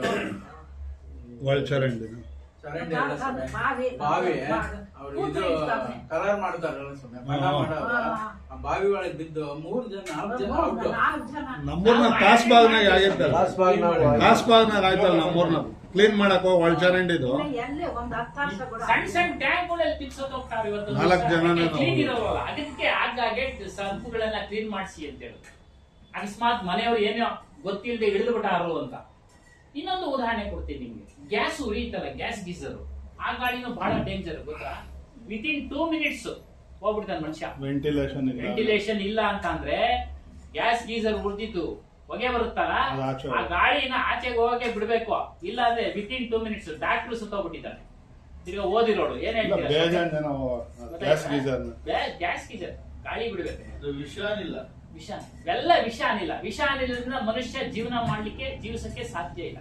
ಅದಕ್ಕೆ ಆಕ್ಸಿಜನ್, ಗಿಡ ಮರಗಳು ನಡೆಸಿರಿ ಅನ್ನೋದು. ಅಲ್ಲೇನಮ್ಮ ಅಲ್ವಾ ಸರ್? ಉತ್ತರ ಕೊಡಿ ಅದಕ್ಕೆ. ಈ ದೇಹ ಇಷ್ಟೇ ಅಂತ ಋಣ ಇರ್ತದೆ. ಗಾಳಿ ಋಣ, ನೀರಿನ ಋಣ, ಅನ್ನದ ಋಣ, ಬಂಧು ಋಣ ಅಂತ. ನಿಮ್ಮ ಗಾಳಿ ಋಣ ಈ ದೇಹಕ್ಕೆ ಮುಗಿದ್ಮೇಲೆ ಇದು ಇರಲ್ಲ. ಅನ್ನದ ಋಣ ಮುಗಿದ್ಮೇಲೂ ಇರಲ್ಲ. ನೀರಿನ ಋಣ ಮುಗಿದ್ರೆ ನೀರ್ ಬಾಯಿಗೆ ಬಿಟ್ರೆ ಹಿಂಗ್ ಬಂದ್ಬಿಡ್ತದೆ ಆಚೆಗೆ. ಅನ್ನ ಇಕ್ಕಿದ್ರೆ ಒಳಗೋಗಲ್ಲ. ಗಾಳಿನೂ ಅಷ್ಟೇ ಋಣಾನುಬಂಧ ರೂಪವಾಗಿ ಬಂದಿರೋ ಶರೀರ ಋಣ ಮುಗಿದ್ಮೇಲೆ ಚಿಕ್ಕ ವಯಸ್ಸಿನಲ್ಲೇ ನಾಶವಾಗಿಬಿಡ್ತದೆ. ಅವ್ನಿಗೇನ್ ಮೂಗ್ ಇಟ್ಕೊಂಡಿರಲ್ಲ ಸಾಯವಾಗ, ಏನ್ ಹಿಡ್ಕೊಳಲ್ಲ. ಗಾಳಿ ಇದ್ದೇ ಇರ್ತದೆ. ಗಾಳಿ ಹೋಗಲ್ಲ. ಗಾಳಿ ಋಣ ಮುಗೀತು. ಗಾಳಿ ಇದ್ದೇ ಇರ್ತದೆ.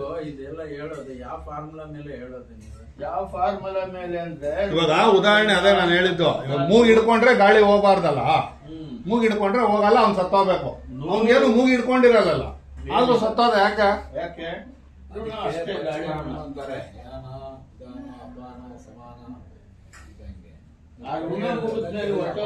ಈ ಗಾಳಿ ಸುತ್ತಲೂ ಇದ್ರು ಅವನು ಕೆಲ್ಸಕ್ಕೆ ಬರಲ್ಲ. ಅವಾಗ ಉಸಿರಾಡಿಸೋದು ಅದೇ ಮುಗಿಸ್ಬಿಡ್ತೈತೆಲ್ಲ ಕಗ್ಸೋದು ತುಂಬಾ ಇಂಪಾರ್ಟೆಂಟ್.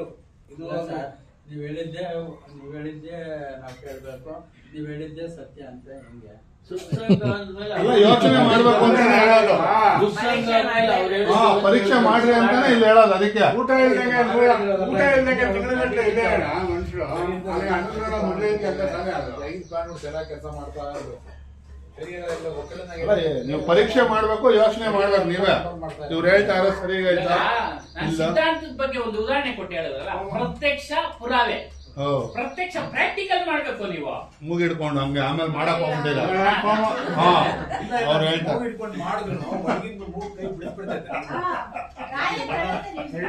ನಿಮ್ಗೆ ಋಣ ಅಂತ ಬದುಕೋದು ನೀವೆಲ್ಲ ಹಿಡ್ಕೊಳೋದು ಅದು ಕಂಟ್ರೋಲ್ ನೀವೇ ಹಿಡ್ಕೊಳೋದು. ಎಲ್ಲ ಈ ಕಣ್ಣು ಇವೆಲ್ಲ ನಾಟಕ ಇವೆಲ್ಲ ಅವಲ್ಲ, ಅದು ನಾವೆಲ್ಲ ಮಾಡೋದು ಒಳ್ಳೆ ಸೂಕ್ಷ್ಮವಾಗಿ ನಮ್ಮ ಶರೀರ ನಮ್ಮ ಆತ್ಮನೆ ಕೆಲಸ ಮಾಡ್ತಾ ಐತೆ. ಅದು ಮಾಡ್ದಾಗ್ಲೇನೆ ಅದೇ ಮಾಡ್ತಾ ಐತೆ. ನೀವೇ ಎಲ್ಲ ನೋಡ್ಕೊಳ್ಳಿ, ಇದು ಆಗೋದು. ಆಚೆ ಕಡೆದು ಅಷ್ಟೇ. ಏನು ವಿಚಾರಕ್ಕೆ ಒಂದು ಮನೋರಂಜನೆ ಮಾತಾಡ್ಬೋದು, ಒಳಗೆ ಕಂಟ್ರೋಲ್ ಮಾಡ್ತಾನೆ ಇಲ್ಲ ನಿಮ್ ಕರ್ಮ. ನಿಮ್ಗೆ ಅನ್ನೋ ಸಹಿತ ಅದೇ ಕಂಟ್ರೋಲ್ ಮಾಡ್ಬೇಕು. ಉಸಿರಾಡೋದು ಅವ್ರಿಗೆ ಗೇಮಲ್ಲಿ ಆಡೋದು ಅದಾಡೋದು ನೀವು ಕ್ವಶನ್ ಹಾಕೋದು ಒಳಗಡೆಯಿಂದಾನೆ ಬರ್ತಾ ಇರೋದು. ಒಳಗಡೆ ಬಿಟ್ಟಿಗೆ. ಕೋಮಲಾಗಿರೋರಿಗೆ ನೀರಿನ ಆಹಾರನೂ ಇಲ್ಲ, ಅವ್ರಿಗೆ ಬದುಕಿರಲ್ಲ. ಅವ್ರ ಆಯುಷ್ ಅಷ್ಟಿರ್ತದೆ, ಗಾಳಿ ಆಯುಷ್ ಇನ್ನ ಇರ್ತದೆ, ಅವ್ರಿಗೆ ಬದುಕಿರ್ತಾರೆ. ಅವ್ರು ಕರ್ಮ ಇರ್ತೈತೆ. ಇವ್ರು ನೋಡ್ಕೊಂಡ್ಬೇಕು ನೀನು ಅಟೆಂಡರ್ ಆಗಿರ್ಬೇಕು ಅಂತ. ಇವ್ರು ಕರ್ಮ ಮಾಡ್ತಿರೋರ್ಗು ಅವ್ರು ಬದುಕೇ ಇರ್ತಾರೆ. ಅನ್ನದ ಮೊದಲು ಅನ್ನ ತಿನ್ನಕ್ಕಾಗಲ್ಲ ಅಂತ ಬರ್ತಾ ಇರ್ತಾರೆ. ಒಬ್ರಿಂದ ಒಬ್ರಿಗೆ ಚೈನ್ ಹಂಗೆ ಆಕೆ ಮೇಲೆ ಓಡಾಡ್ತಾ ಇರ್ತಾನಲ್ಲ, ಅವ್ರಿಗೆ ಅನ್ನದ ಋಣ ಮುಗಿರ್ತದೆ. ಅದೇ ನೀವು ಅನ್ನೋದು ಋಣ ಅನ್ನೋದು. ಮತ್ತೆ ವ್ಯಾಯಾಮ ಮಾಡ್ರಿ, ಎಕ್ಸರ್ಸೈಸ್ ಮಾಡ್ರಿ, ಗಾಳಿಗೆ ಹೋಗ್ರಿ, ವಾಕಿಂಗ್ ಮಾಡ್ರಿ, ತಿರ್ಗಿ ಡಾಕ್ಟರ್ ಹತ್ರಕ್ಕೆ ಹೋಗಿ ಚೆಕ್ಅಪ್ ಮಾಡಿಸಿ ಎಲ್ಲ ಮಾಡಿ ಅದ್ಯಾವ್ದು ಇನ್ನ ಮಾಡಿದ್ರು ಅಷ್ಟೇ ತಾನೇ ಉಳಿಯೋದು. ಮಾಡಿದ್ರು ಉಳ್ಸಕ್ಕಾಗಲ್ಲ, ಮಾಡದಿರ ಇದ್ರು ಉಳ್ಸಕ್ಕಾಗಲ್ಲ ಈ ದೇಹನ. ಮಾಡಿದ್ರೆ ನೀವು ಚೆನ್ನಾಗಿರ್ಬೋದು. ಮಾಡಿದ್ರೆ ಉಳಿತಾರೆ. ಹ್ಮ್ ಅಷ್ಟೇ, ಮಾಡಿದ್ರು ಉಳ್ಸಕ್ಕಾಗಲ್ಲ, ಮಾಡದಿರ ಇದ್ರು ಉಳ್ಸಕ್ಕಾಗಲ್ಲ. ಪುನೀತ್ ರಾಜ್ಕುಮಾರ್ ಎಷ್ಟೊಂದು ಮಾಡೋರು, ಅವ್ನು ಮತ್ತೆ ಅವರೆಲ್ಲ ಏನು ಕಡಿಮೆ ಇತ್ತ ಅವ್ರಿಗೆ, ಎಂತೆಂತ ಮಿಷಿನ್ ಮಾಡಿಕೊಂಡಿದ್ರು. ಹೋಗ್ಬೇಕಾಯ್ತು, ಹೋದ ಅಷ್ಟೇ. ಎಕ್ಸರ್ಸೈಸ್ ಮಾಡ್ಬೇಕಾದ್ರೆ ಆತನ ಋಣ ಮುಗೀತು.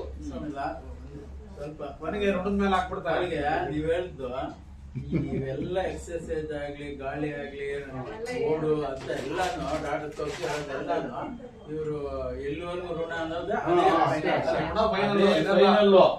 ಇಷ್ಟು ಗಾಳಿ ಅಂತ ಲೆಕ್ಕ ಈ ದೇಹಕ್ಕೆ, ಅದ್ರ ಮೇಲೆ ಒಂದೂ ತಗೊಳಕ್ಕಾಗಲ್ಲ, ಅಲ್ಲಿ ಮುಗೀತದೆ. ಅವನು ಆಹಾರದಷ್ಟೇ ದಾನೆ ದಾನೆ ಪರ್ ಲಿಖಾ ಹೈ ಖಾನೆ ವಾಲೆ ಕಾ ನಾಮ್ ಅಂತ ಸಮರ್ಥ ರಾಮದಾಸರು ಪ್ರತಿಯೊಂದು ಅಕ್ಕಿನೂ ಇಂಥ ಹೊಟ್ಟೆ ಸೇರ್ಬೇಕು. ಅದು ಮುಗಿದ್ಮೇಲೆ ಅದಿರೋದಿಲ್ಲ ದೇಹ, ಇನ್ನು ಹೆಚ್ಚಿಗೆ ತಗೊಳಲ್ಲ. ಪುನೀತ್ ರಾಜ್ಕುಮಾರ್ ಕಾರ್ಡ್ನಲ್ಲಿ ಇರ್ಲಿಲ್ಲ, ಡಾಕ್ಟರ್ ಪಕ್ಕದಾಗೆ ಅವನು ಇದ್ದಿದ್ದು, ಆದ್ರೂ ಉಳ್ಸಕ್ ಆಗ್ಲಿಲ್ಲ. ಡಾಕ್ಟ್ರೇ ಇದ್ರು ಅಲ್ಲಿ ಪಕ್ಕದಾಗೆ. ಋಣ ಎಲ್ಲ ಮುಗ್ದೋಯ್ತು, ಗಾಳಿ, ಆಹಾರ, ನೀರು, ಬಂಧು ಋಣ ಎಲ್ಲ ಮುಗೀತು. ಅಲ್ಲಿ ನನ್ಗೆ ಯಾರಾದ್ರೂ ವಾಕಿಂಗ್ ಬಹಳ 100 ವರ್ಷ 200 ವರ್ಷ ಬದುಕ್ತಾರೆ ಅಂತ ಹೇಳಿದ್ರು ಇಲ್ಲ ಅಂದ್ರೂ ಪರವಾಗಿಲ್ಲ ತಾನೆ. ಏನ್ ಹೇಳಿದ್ರು ಒಪ್ಪಲ್ಲ. ಅವ್ರು ಸಣ್ಣ ಬೇಡ ಅಂದ್ರೆ ಅವ್ರು ಸಣ್ಣಕ್ಕೆ ನಾವು ಮಾಡ್ಕೊಂಡಿರೋದು ವಾಕಿಂಗು ಇದೆಲ್ಲ ಅರ್ಥ ಆಯ್ತಾ. ಮೊದ್ಲು ಕಷ್ಟಪಟ್ಟು ಜೀವನ ಮಾಡೋರು, ಒಳಗೆಯವರು ಯಾವ ವಾಕಿಂಗ್ ಇತ್ತು ಸರ್ ಅವಾಗ? ಬೆಳಗಿನ ಸಾಯಂಕಾಲ ಕೆಲಸ ಇರಲ್ಲ, ನಾವು ವಾಕಿಂಗ್ ಮಾಡ್ತಾರೆ. ನೀವು ಬೆಳಗ್ಗೆ ಸಾಯಂಕಾಲ ಆಗ್ತೇವೆ ಇದ್ರೆ ವಾಕಿಂಗ್ ಏನೇ ಕಾಣಬೇಕು ನಿಮ್ಗೆ? ಕೆಲಸ ಮಾಡೋರು ಏನ್ ಬೇಡ, ವಾಕಿಂಗ್ ಮಾಡ್ತಾರೆ ಕೆಲಸ ಮಾಡೋರು. ಆಹಾರ ಪದ್ಧತಿ ಮನೆ ಏನು ಕೆಲಸ ಇರಲ್ಲ, ಅವರು ಅವೆಲ್ಲ ಮಾಡೋದಷ್ಟೇ. ಇರಲ್ಲ ಅವ್ರಿಗೆ ಮೈ. ಓಡಾಡ್ತೀವಿ ಅಷ್ಟೇ. ಆಹಾರ ಪದ್ಧತಿ ಆಹಾರ ಪದ್ಧತಿ ಏನಂದ್ರೆ ಅದೇ ತಿಂದಿರ್ತಾರೆ. ನನಗೆ ಸಮಯ ಈ ಉತ್ತರ ಬೇಕಾಯ್ತು ಅಷ್ಟೇ. ನಾನು ಆಹಾರ ಪದ್ಧತಿ ಬೇರೆ ಚೇಂಜ್ ಆಯ್ತಲ್ಲ. ಉತ್ತರ ಸಿಕ್ತಂತೆ. ಉತ್ತರ ಸಿಗ್ತದೆ. ಅಲ್ಲ ಸರ್, ಕೆಲವರು ಕೂಲಿ ಮಾಡೋರೆಲ್ಲ ಎಲ್ಲೂ ವಾಕಿಂಗ್ ಮಾಡ್ತಾರೆ ಸರ್. ಅವರೆಲ್ಲ ಏನ್ ಮಾಡ್ತಾರೆ, ಟೈಮ್ ವೇಸ್ಟ್ ಮಾಡಲ್ಲ. ಅದೆಲ್ಲ ಯೋಚನೆ, ನಾವೇ ಯೋಚನೆ ಮಾಡ್ಬೇಕು. ನನಗೂ ಅಸ್ರ ಪ್ಲಸ್ ಸಮಾಜಕ್ಕೆ ಒಂದು ಎಲ್ಲಾರ್ಗೂನು ಸರಿ ಹೇಳ್ತಾರೆ. ಸರಿ ಇದೆ, ನೀವು ಸರಿಯಾಗಿ ಉತ್ತರ ಕೊಡೋದ್ ಕಲಿರಿ. ಶಾರ್ಪ್ ಆಗ್ರಿ ನೀವು. ಅವ್ರು ಸುಮ್ನಾತಾರೆ. ಮುಗ್ತಾರ ಶಾರ್ಪ್ ಆಗಿದ್ರೆ ಅವ್ರು ಬಿಟ್ಟು ಅಂತಾರೆ. ಬಿಡ್ಬೇಕು ಸ್ವಾಮಿ. ಅಂತೇನ್ ಪ್ರಯೋಜನ ಇಲ್ಲ. Time waste. ಗಲಾಟೆ ಪಕ್ಷ ಕೇಳೋದು ಎಟ್ಟಿಗೆ ಎದ್ದಿನ ಇಟ್ಕೊಂಡು ಏನ್ ಪ್ರಯೋಜನ? ರಸ್ತೆ ಗಲಾಟೆ ಮಾತಾಡ್ಬೇಡಿ. ಹೇಳಿ ವ್ಯವಹಾರ, ಎಷ್ಟೋ ಸರಿ ಹೇಳಿದೀನಿ, ವ್ಯವಹಾರ ವ್ಯವಹಾರ ಆರಾಮಾಗಿರ್ರಿ. ವೇದಾಂತದ ಮಾತುಗಳು ಬಂದಾಗ ನಮ್ಗೆ ಗೊತ್ತಿದ್ರೆ ಮಾತಾಡ್ಬೇಕು, ಇಲ್ಲ ಅಂದ್ರೆ ಸುಮ್ನೆ ಅಷ್ಟೇ. ಎಷ್ಟೋ ವರ್ಷದಿಂದ ಕೇಳಿದ್ದೀವಿ, ನಮ್ಮ ಮನಸ್ಸೇನೆ ಒಂದೊಂದ್ಸಾರಿ ಒಪ್ಪಲ್ಲ, ಡುಂಕಿ ಹೊಡಿತದೆ. ಇನ್ನು ನೀವು ವಾಕಿಂಗ್ ಒಪ್ಸಕ್ಕಾಗ್ತದೆ. ನೋಡಿ, ಅದಕ್ಕೆ ಹೇಳೋದಕ್ಕೆ ಅರ್ಥ ಒಂದ್ ಕಥೆ ಅವಾಗ ಹೋದ್ ಸರಿ ಹೇಳಿದ್ವಿ. ನಾವ್ ಎಷ್ಟೋ ಕೇಳಿದೀವಿ, ಎಷ್ಟೋ ಮಾಡ್ತಾ ಇದೀವಿ, ಡುಂಕಿ ಹೊಡಿದೀವಿ. ಮಂಗಗಳು ಮಾಮರದಿಂದ ಈ ಮರಕ್ಕೆ ಎಗರ್ತಾನೆ ಇರ್ತಾವಂತೆ, ಹಂಗ್ ಕೂಡ ಒಂದ್ಸರಿ ಬಿದೋತಾವಂತೆ. ಹಂಗೆ ಈ ಮನಸ್ಸು ಬಿದೋಗ್ಬಿಟ್ಟಿತ್ತು. ಅವ್ರನ್ನೆಲ್ಲ ಸರಿ ಮಾಡಕ್ ಆಗಲ್ಲ. ನೀವು ಕಾಲ ಕಳೀರಿ. ನೀವು ಇಲ್ಲಿ ಬರ್ತಿರಲ್ಲ, ನಿಮ್ ಪುಣ್ಯ ಅದು. ನಮ್ಮ ಮನೆ ಉಳ್ಳವ್ರನ್ನ ಸರಿ ಮಾಡಕ್ ಆದಾಗ ಸಮಾಜದಲ್ಲಿ ಮಾಡೋದು. ಒಂದು ವಚನ ಹೇಳಿದ್ದಾರೆ, ಭೌತಿಕವಾದಿ ಅವ್ರು ಕಳ್ಸಿರೋದೆ. ಭೌತಿಕವಾದಿ ಯಾವಾಗಲೂ ಭ್ರಮೆಯಲ್ಲೇ ನಿದ್ರಿಸುತ್ತಾನೆ. ಅಂದ್ರೆ ಹೊರಗಿನ ಪ್ರಪಂಚವನ್ನೇ ಶಾಶ್ವತ ಅನ್ಕೊಂಡಿರತಕ್ಕಂತ ವ್ಯಕ್ತಿ ಬುದ್ಧಿವಂತನೇ. ಅವನು ಆ ಭ್ರಮೆಯಲ್ಲೇ ಮುಳುಗಿರ್ತಾನೆ. ಹೇಳಿದ್ರಲ್ಲ ಡಾಕ್ಟರ್ ಉದಾಹರಣೆ ಕೊಟ್ಟು, ಅವಾಗ ಆ ಭ್ರಮೆ ಇದೆ, ತುಂಬ್ತಾರೆ, ಭಯ ಬೀಳ್ತಾನೆ. ಅದೇ ಸತ್ಸಂಗ ಕೇಳ್ತಾ ಇರ್ಲಿ, ಅವಾಗೆಲ್ಲ ಆ ಭಯ ಹೊರಟೋಗುತ್ತೆ. ನಾವು ಸಣ್ಣ ಹುಡುಗರಲ್ಲಿ ಭಯ ಬಿದ್ದಿದ್ದೀವಲ್ವ್ರ, ದೇವ ಪೀಡೆ ಪಿಶಾಚಿ ಅಂತ ಅಂದ್ರೆ ಭಯ ಬಿದ್ದಿದ್ದೀವಲ್ಲ ದೊಡ್ಡವರಾದ್ರೂ ಭಯ ಬೀಳ್ಬೇಕು ಅಲ್ವರ ಬಿದ್ದಿರ್ತೀವಿ. ಗೊತ್ತಿಲ್ಲದೆ ಏನೋ ದೊಡ್ಡವರು ಭಯ ಬೀಳ್ತಾರೆ. ಗೊತ್ತಿಲ್ಲದೆಲ್ಲ ಎಂತವ್ರಿಗೂ ಭಯ ಬೀಳ್ತಿತ್ತು. ಸಂಘ ಮುಖ್ಯ ಸ್ವಾಮಿ, ಸಂಘವೇ ಮುಖ್ಯವಾಗಿ. ಮತ್ತು ಅದನ್ನು ಸಂತೋಷ ಎಂದು ಕರೆಯುತ್ತಾನೆ. ನೋಡಿ, ಹೊರಗಡೆ ಸಿಗತಕ್ಕಂತ ಸುಖಗಳಿಂದ ಅದೇ ಸಂತೋಷ ಅನ್ಕೊಂಡ್ಬಿಟ್ಟವನವನು. ಹೆಂಡತಿ ಸುಖ, ಗಂಡನ ಸುಖ, ಟಿವಿ ನೋಡೋ ಸುಖ, ಮತ್ತೊಂದು ಎಷ್ಟು ಸುಖಗಳಿದಾವ. ಆಧ್ಯಾತ್ಮಿಕ ಅನ್ವೇಷಕ ಅಂದ್ರೆ ಅನ್ವೇಷಣೆ ಮಾಡತಕ್ಕಂಥನು, ಆತ್ಮದ ಬಗ್ಗೆ ಅನ್ವೇಷಣೆ, ರಿಸರ್ಚ್, ಹುಡುಕೋದು, ಶೋಧನೆ ಮಾಡೋದು. ಅವನೇನ್ ಮಾಡ್ತಾನೆ, ಎಚ್ಚರಗೊಳ್ತಾನೆ. ನನಗೂ ನಿಮ್ಗೂ ಎಲ್ರಿಗೂ ಹೇಳ್ತಾ ಇರೋದು, ಭ್ರಮೆಯನ್ನ ನೋಡುತ್ತಾನೆ ಎಚ್ಚರಗೊಂಡು.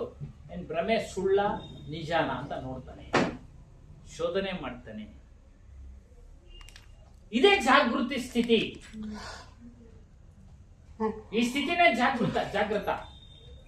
ಎಚ್ಚರ ಆಗಿರೋದು ಜಾಗೃತ. ಅದು ಶಾರೀರಿಕವಾಗಿ. ಮಾನಸಿಕವಾಗಿ ಎಚ್ಚರವಾಗಿರೋದು ಯಾವುದು ಅಂದ್ರೆ ಆಧ್ಯಾತ್ಮಿಕ ದೃಷ್ಟಿಯಿಂದ ಎಲ್ಲ ವಿಚಾರಗಳನ್ನ ನಾವು ಪರೀಕ್ಷೆ ಮಾಡ್ತಾ ಇರಬೇಕು, ಪರಿಶೀಲನೆ ಮಾಡ್ತಾ ಇರಬೇಕು, ಶೋಧನೆ ಮಾಡ್ತಾ ಇರಬೇಕು. ಇದರಲ್ಲಿ ಸತ್ಯ ಇದೆಯಾ, ಅಸತ್ಯ ಇದೆಯಾ, ಅಸತ್ಯ ಇದೆಯಾ. ಜ್ಞಾನೋದಯ ಆಗ್ಬಿಡುತ್ತೆ ಅವನಿಗೆ. ಆಧ್ಯಾತ್ಮಿಕ ಅನ್ವೇಷಕನಿಗೆ ಜ್ಞಾನೋದಯ ಒಂದಲ್ಲ ಒಂದು ದಿನ ಹಾಗೆ ಆಗುತ್ತೆ. ಆ ಅಭ್ಯಾಸದಲ್ಲಿ ಅವನು ತೊಡಗಿರ್ಬೇಕು. ಯಾವಾಗ ಜ್ಞಾನೋದಯ ಆಗುತ್ತೋ ಅವನು ಭ್ರಮೆಗೆ ಅಂಟ್ಕೊಳ್ಳೋದಿಲ್ಲ, ತಪ್ಪು ಮಾಹಿತಿಗಳಿಗೆ ಕಡೆ ಗಮನ ಕೊಡೋದಿಲ್ಲ. ಅದಕ್ಕೆ ನಮ್ಮ ಹನುಮಾನ್ ಸಾಹೇಬರು ಒಂದು ಉದಾಹರಣೆ ಕೊಡ್ತಾ ಇದ್ರು. ಏನು ಉದಾಹರಣೆ? ಸಂಸಾರದಿಂದ ಹಿಡಿದು ಬ್ರಹ್ಮಜ್ಞಾನದವರೆಗೂ ಎಲ್ಲ ಅಸಾರ ಶಬ್ದಗಳು. ಬ್ರಹ್ಮಜ್ಞಾನ ಅಂತ ವೇದಾಂತಿಗಳು ಹೇಳ್ತಾರಲ್ಲ, ಅದು ಅಸಾರ ಶಬ್ದ. ಏಕೆ ಅಸಾರ ಶಬ್ದ ಅಂದ್ರೆ ಒಂದೇ ಚೈತನ್ಯ ವ್ಯಾಪಕ, ಚರಾಚರಗಳಲ್ಲಿ ವ್ಯಾಪಕ ಅಂತ ಹೇಳ್ತಾರೆ ನೋಡಿ, ಅದು ಅಸಾರ ಶಬ್ದ.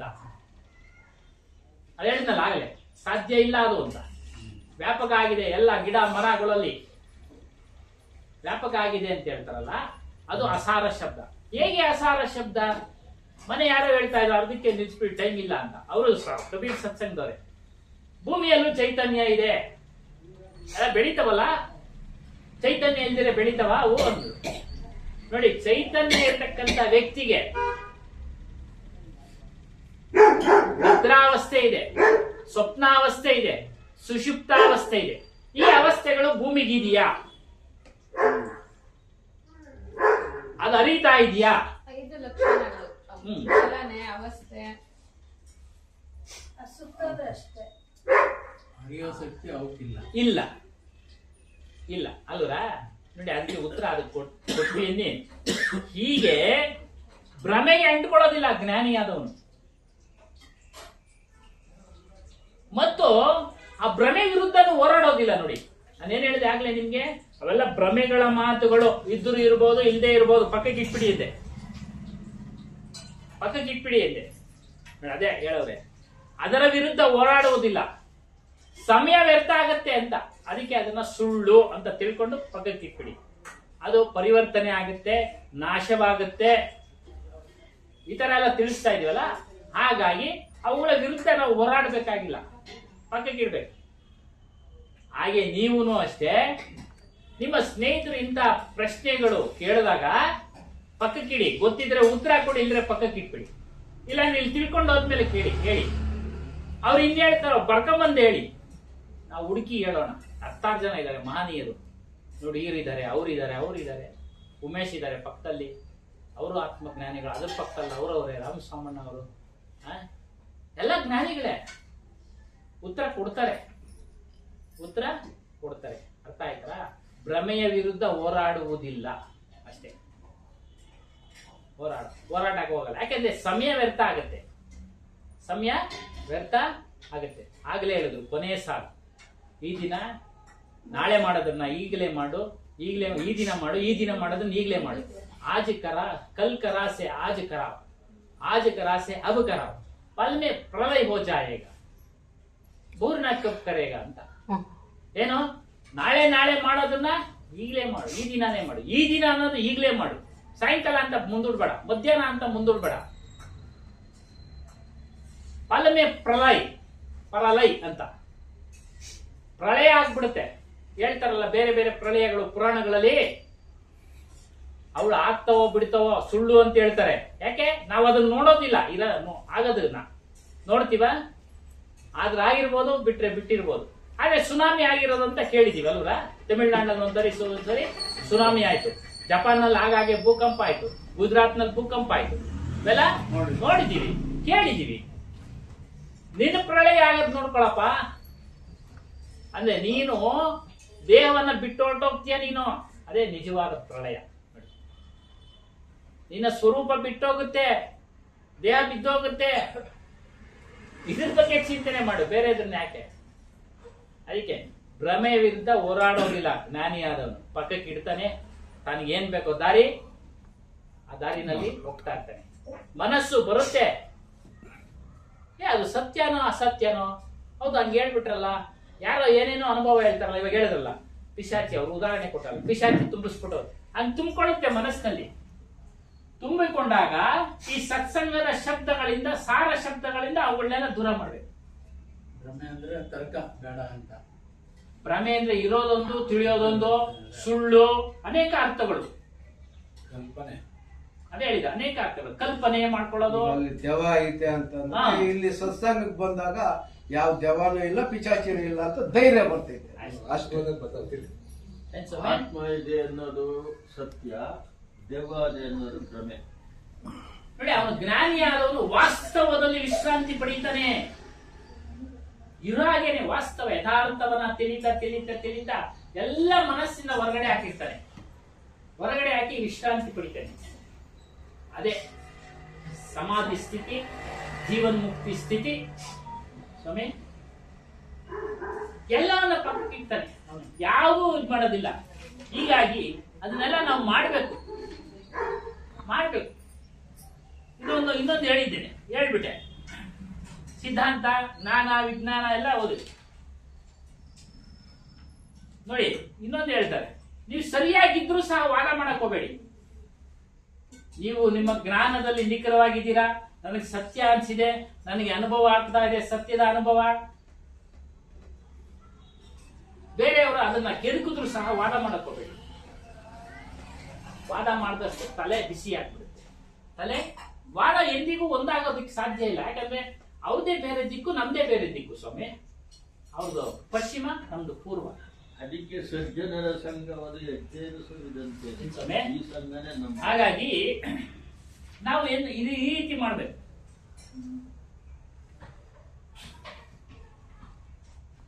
ಇನ್ನೊಂದು ಮಾತು ರಮಣ ಮಹರ್ಷಿಗಳು, ಸಮುದ್ರವನ್ನು ಸೇರಿದ ನದಿಯು ತನ್ನ ಪ್ರವಾಹವನ್ನ ಕಳೆದುಕೊಂಡು ಸಮುದ್ರದಲ್ಲಿ ಲೀನವಾಗುತ್ತದೆ.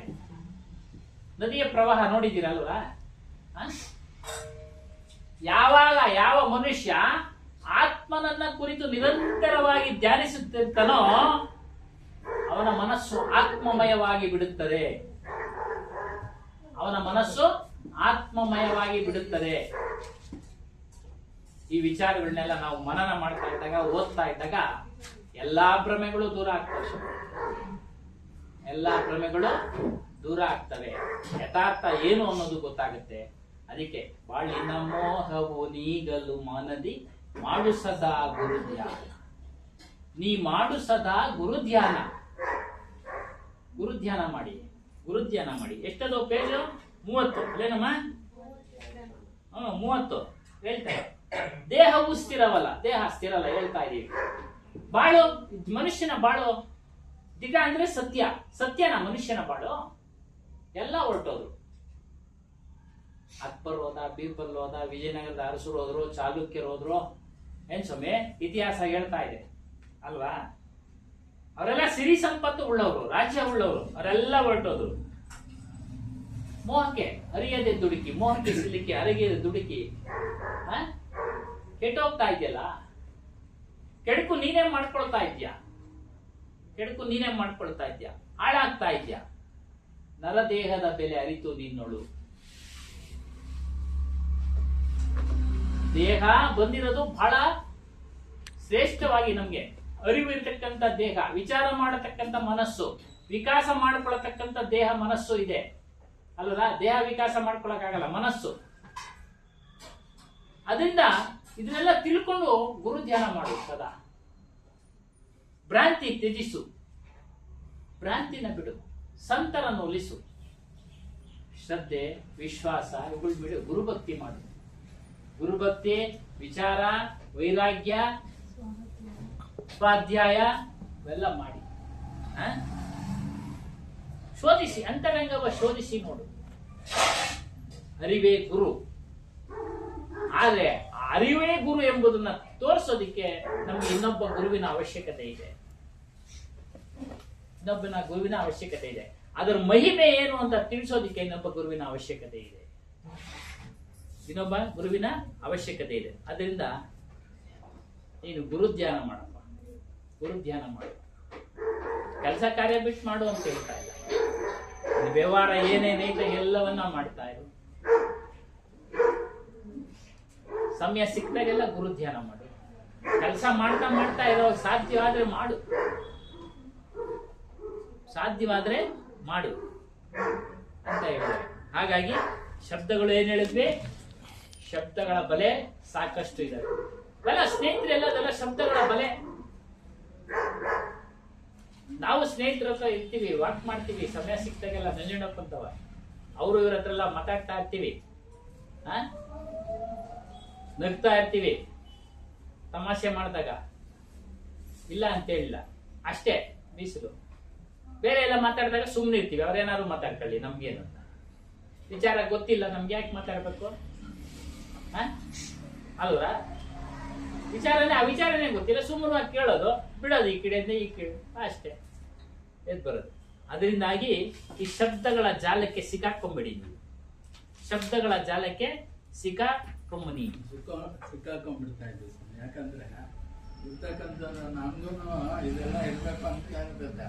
ಆದ್ರೆ ಇವಾಗ ಇದೇ ಅಲ್ಲ, ಅವರೆಲ್ಲ ಏನ್ ದೆವ್ವ ಐತೆ, ಏನ್ ಬಾಗ್ಲಾಕಿರೋದು ಏನೈತೆ, ನೀನೆಲ್ಲ ಹೋಗೋದು, ನೀನೇನು ಭ್ರಷ್ಟ ಅನ್ನೋದು, ಇದೆಲ್ಲ ಹೋಗಿದ್ಯಾ ಅಂತ ನೀವು ಅದಕ್ಕೆ ತಲೆ ಕೆಡ್ಸ್ಕೊಂತ ಇಲ್ಲ. ಇವಾಗ ಸಗಣಿ ಮಾರೋಳ ಜೊತೆ ಸರ್ಸ ಆಡೋದಕ್ಕಿಂತಲೂ ಹೂವು ಮಾರೋಳ ಜೊತೆ ಜಗಳ ಆಡೋದ್ ಲೇಸಂತೆ.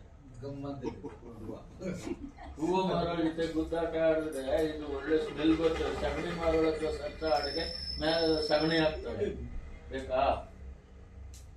ಎಲ್ಲ ನಿಮ್ ಸ್ನೇಹಿತರು ಇರ್ಬೋದು, ಅವ್ರಿಗೆ ಜ್ಞಾನವಿಲ್ಲ. ಇದೇ ಸಮಯ ಚೆನ್ನಾಗಿದೆ. ಯಾವ ಜ್ಞಾನ ಅದೇ? ಲೌಕಿಕ ಜ್ಞಾನ. ಅದೇ ಲೌಕಿಕ ಜ್ಞಾನ ಅದೇ.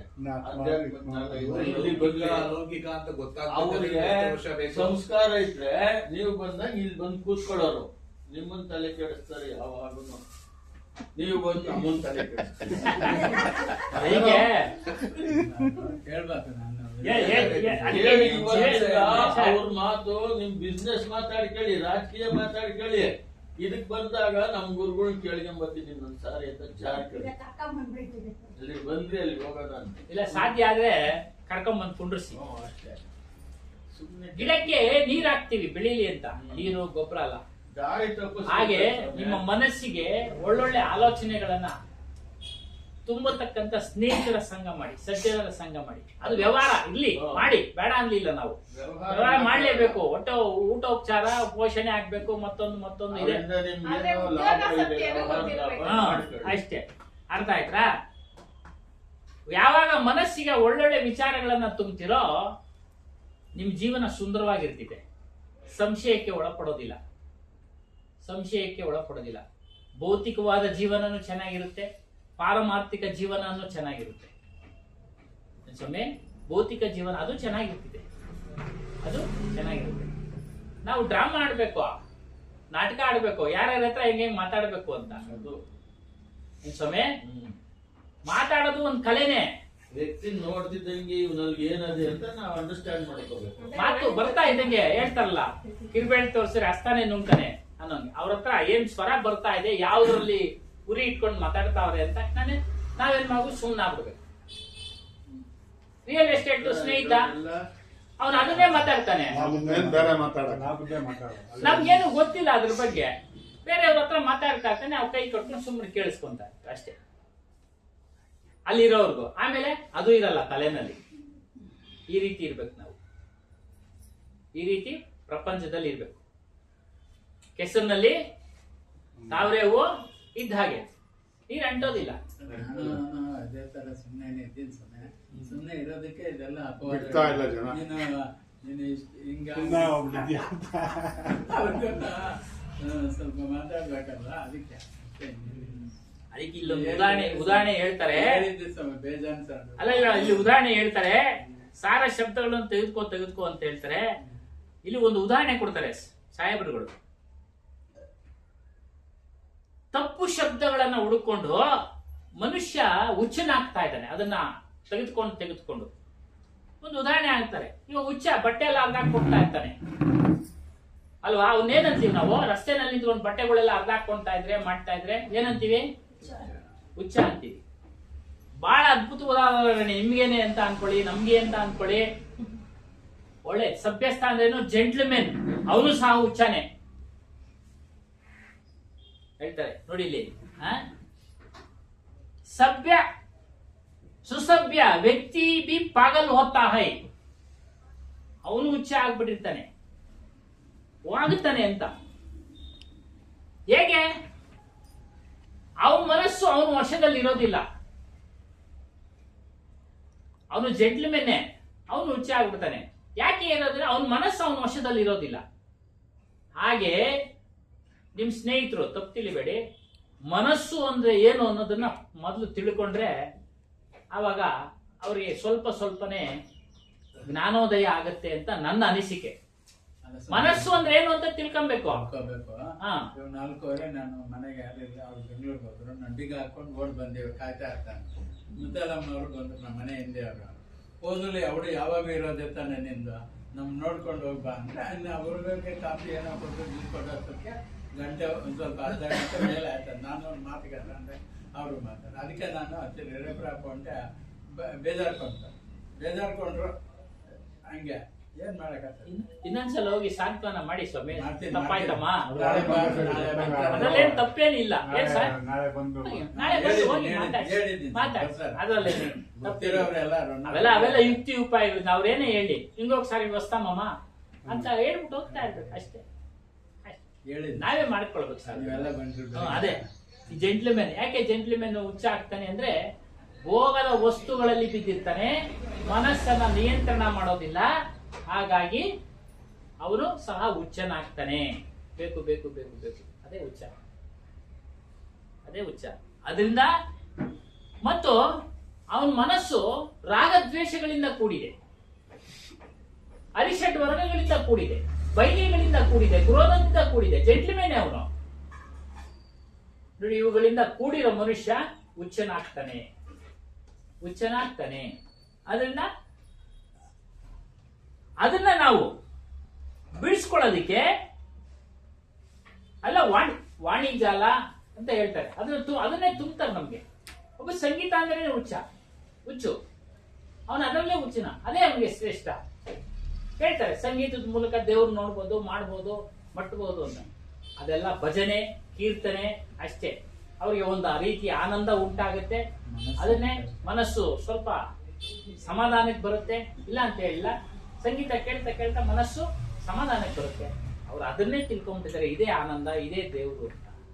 ಆತ್ಮ ಜ್ಞಾನದ ಅರಿವಿರೋದಿಲ್ಲ ಅಷ್ಟೇ, ಅರಿವಿಲ್ಲ. ಅದನ್ನ ಹೇಳ್ತಾರೆ, ನೀನು ಈ ರೀತಿ ಶಬ್ದ ಜಾಲಗಳಲ್ಲಿ ಸಿಕ್ಕಾಕೊಳ್ಬೇಡ. ನೀವು ಎಲ್ಲರೂ ಸಹ ಶಬ್ದ ಜಾಲಗಳಲ್ಲಿ ಸಿಕ್ಕಾಕೊಂಡ್ವಿ. ಇನ್ಮೇಲಾದ್ರೂ ಎಚ್ಚೆತ್ತುಕೊಳ್ಳೋಣ. ಶಬ್ದ ಜಾಲಗಳಲ್ಲಿ ಸಿಕ್ಕಾಕೊಳ್ಳೋದು ಬೇಡ. ಏನಾದ್ರೂ ಶಬ್ದ ಎಳೆದಾಗ ವಿಚಾರ ಮಾಡೋ ಒಂದು ಶಕ್ತಿನ ಬೆಳೆಸ್ಕೊಳ್ಳೋಣ. ಆ ಶಕ್ತಿ ಎಲ್ಲಿಂದ ಬರಬೇಕು ಅಂದ್ರೆ ಸತ್ಸಂಗದಿಂದ ಬರಬೇಕು. ಇಂಥ ಸತ್ಸಂಗ ಕೇಳಿದ್ರೇನೆ ಬರೋದು. ಬೇರೆ ಕತೆ ಪುರಾಣ ಇವೆಲ್ಲಗಳು ಕೇಳಿದ್ರೆ ಅಲ್ಪ ಸ್ವಲ್ಪ ಬರುತ್ತಷ್ಟೇ. ಆದ್ರೆ ಶಬ್ದಗಳ ಪರೀಕ್ಷೆ ಮಾಡೋ ಒಂದು ಬರೋದಿಲ್ಲ, ಆ ಶಕ್ತಿ ಬರೋದಿಲ್ಲ ನಮ್ಗೆ. ಕತೆ ಹೇಳ್ಬಿಟ್ರೆ ಆ ಭ್ರಮೆನಲ್ಲೇ ಮುಳುಗಿಡ್ತಾರೆ. ಹೇಳದ್ವಲ್ಲ, ಗಜೇಂದ್ರ ಮೋಕ್ಷ, ಅವನು 1000 ವರ್ಷ ಕಾಲ ಅವನ ಆನೆ ಹಿಡ್ಕೊಂಡಿತ್ತು, ಆನೆ ಕಾಲನ ಮೊಸಳೆ ಹಿಡ್ಕೊಂಡಿತ್ತು ಅಂದ್ರೆ ನೋಡಿ, ಅದು ಶಬ್ದ ಜಾಲ. 1000 ವರ್ಷ ಕಾಲ ಅಲ್ಲದ ನಾವೆಲ್ಲ ಈ ರೀತಿಯಾಗಿ ನಾವು ಯೋಚನೆ ಮಾಡ್ಬೇಕು. ನಮ್ಮ ಹತ್ರ ಹಲವಾರು ಪುಸ್ತಕಗಳು ಅವೆ, ನಾವು ಹುಡುಕಿ ತಗೊಳ್ಳೋದು ಇದೆ ಸಾರ ಶಬ್ದಗಳನ್ನೇ. ಭಾಗವತನೂ ಇದೆ, ಎಷ್ಟೋ ಕಥೆಗಳು ಅವೆ ಅದರಲ್ಲಿ. ಆ ಕಥೆಗಳೆಲ್ಲ ಏನಿಗೆ ಬೇಕು ನಮ್ಗೆ? ಹುಡುಕ್ತೀನಿ ಏನು, ಎಲ್ಲಿ ಆತ್ಮ ವಿಚಾರ ತಿಳಿಸಿದ್ದಾರೆ ನೋಡಿ, ಅದರಲ್ಲಿ ಇದೆ ಕೊನೆಯಲ್ಲಿ ಶ್ರೀ ಕೃಷ್ಣ ಉದ್ಭವನಿಗೆ ಆತ್ಮಬೋಧೆ ತಿಳಿಸ್ತಾನೆ. ಯಾಕೆ ಅವನು ತಿಳಿದಿರ್ತಾನಲ್ಲ ಕೃಷ್ಣನ ಗುರುಗಳಿಂದ. 3 ಜನ ಗುರುಗಳು, ಕುಲಗುರು, ಶಿಕ್ಷಾ ಗುರು, ಆಧ್ಯಾತ್ಮಿಕ ಗುರು. ಅವನು ತಿಳಿದಿರೋದ್ರಿಂದನೇ ಅವನು ತಿಳಿಸ್ತಾನ ಅವನಿಗೆ. ಇದೆಲ್ಲ ನಿನಗೆ ಎಲ್ಲಿ ಸಿಗ್ಬೇಕಪ್ಪ ಅಂತ ಅಂದಾಗ, ಸಾಧುಗಳ ಸಂಗತ್ಯದಲ್ಲಿ ನಿನಗೆ ಸಿಗುತ್ತಪ್ಪ ಈ ಆತ್ಮಬೋಧೆ ವಿಚಾರಗಳು.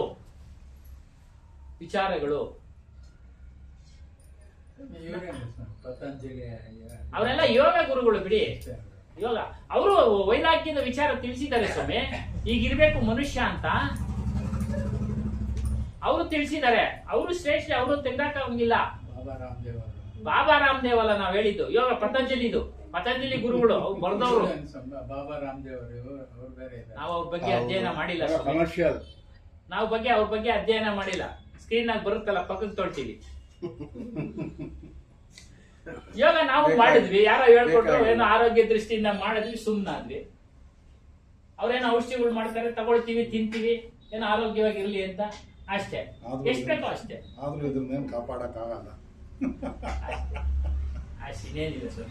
ಅದನ್ನ ಹೇಳ್ತಾರೆ, ಶಬ್ದ ಬಿನಾ ಸುರತಿ ಅಂಧಾರಿ ಕಹೋ ಕಹಾ ಕ ಜಾಯ್, ದ್ವಾರ ನ ಪಾವೆ ಶಬ್ದ ಕಾ ಫಿರ್ ಬಟ್ಕಾ ಖಾಯ್.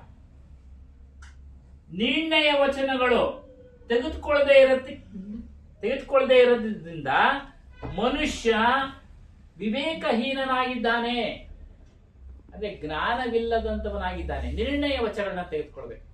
ಇದು ಸರಿ, ಇದು ತಪ್ಪು. ನಿರ್ಣಯ ಯಾರು ಮಾಡ್ಕೊಳ್ಳೋದು? ನಾವು ತಿಳಿಸಿದ್ರು ಸಹ ಕಬೀರ್ ಸಾಹೇಬ್ರು ನಮಗ್ ನಿರ್ಣಯ ಆಗ್ಬೇಕು. ನಾವು ಮನನ ಮಾಡ್ಬೇಕು ಅದನ್ನ. ಇದರಲ್ಲಿ ಸತ್ಯ ಇದೆ, ಅಸತ್ಯ ಇದೆ, ಅದನ್ನ ಅವದೇ ಹೇಳಿದ್ರು. ಆಯ್ಕೆ ಮಾಡ್ಕೊಳ್ಳಿ ಅಂತ ನೋಡಿ. ಉಸೆ ಶಬ್ದೋಂಕೋ ಚುನನ ಹೋಗ, ಶಬ್ದಗಳನ್ನ ಆಯ್ಕೆ ಮಾಡ್ಕೊಳ್ಬೇಕು.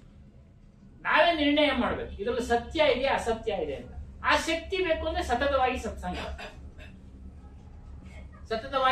ಸತ್ಸಂಗ ಮಾಡ್ತಾ ಇರ್ಬೇಕು. ಇಂಥ ಒಂದು ಸತ್ಸಂಗ. ಪುರಾಣ ಪುಣ್ಯಕಥೆಗಳನ್ನ ಕೇಳ್ತಾ ಇದ್ರೆ ಅವುಗಳು ಪ್ರಮಾಣ ಕಡಿಮೆ. ಅದರಲ್ಲಿ ನಂದಿ ಬೆಟ್ಟ ಹರಿದು ಒಂದು ಇಲಿ ಹಿಡಿದ್ನಂತೆ ಯಾರ, ಅರ್ಥ ಆಯ್ತಾ? ಹಂಗೆ ಪ್ರಮಾಣ ಕಡಿಮೆ. ಅದರಲ್ಲೂ ಇರುತ್ತೆ ಸಾರ ಶಬ್ದಗಳು, ಪ್ರಮಾಣ ಕಡಿಮೆ, ಒಂದು 10% ಇರುತ್ತೆ. ಈ ರೀತಿ ಯೋಚನೆ ಮಾಡ್ಬೇಕು.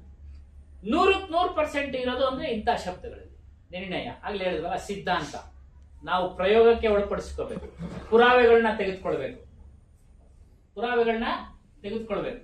ಅವಾಗ ಒಂದಕ್ಕೊಂದು ಹೋಲಿಕೆ ಮಾಡ್ಬೇಕು. ಹೋಲಿಕೆ ಮಾಡಿದಾಗ ನಮಗೆ ಅನುಭವಕ್ಕೆ ಬರುತ್ತೆ.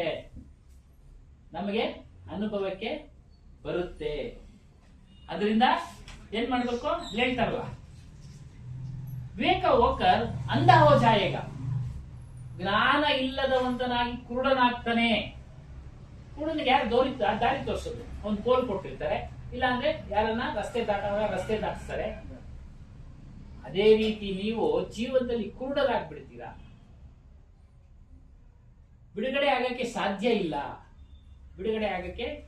ಸಾಧ್ಯ ಇಲ್ಲ. ಭ್ರಮೆಗಳನ್ನು ನಂಬಿ ಅದರಲ್ಲೇ ಮುಳುಗೋಗ್ತೀರಾ, ಮತ್ತೆ ಹುಡ್ತೀರಾ, ಮತ್ತೆ ಸಾಯ್ತೀರಾ. ಈ ರೀತಿ ಕುರುಡರಾದಾಗ ಎಲ್ಲಿ ಹೋಗ್ತೀರಾ ನೀವು? ದಾರಿ ಕೇಳ್ಕೊಂಡು ಹೋಗ್ಬೇಕು ಅಲ್ವರ? ಕಣ್ಣಿದ್ರೆ, ವಿದ್ಯೆ ಇದ್ರೆ ಲೊಕೇಶನ್ ಹಾಕೊಂಡು ಹೋಗ್ತಾ ಇರ್ತೀರಲ್ಲ.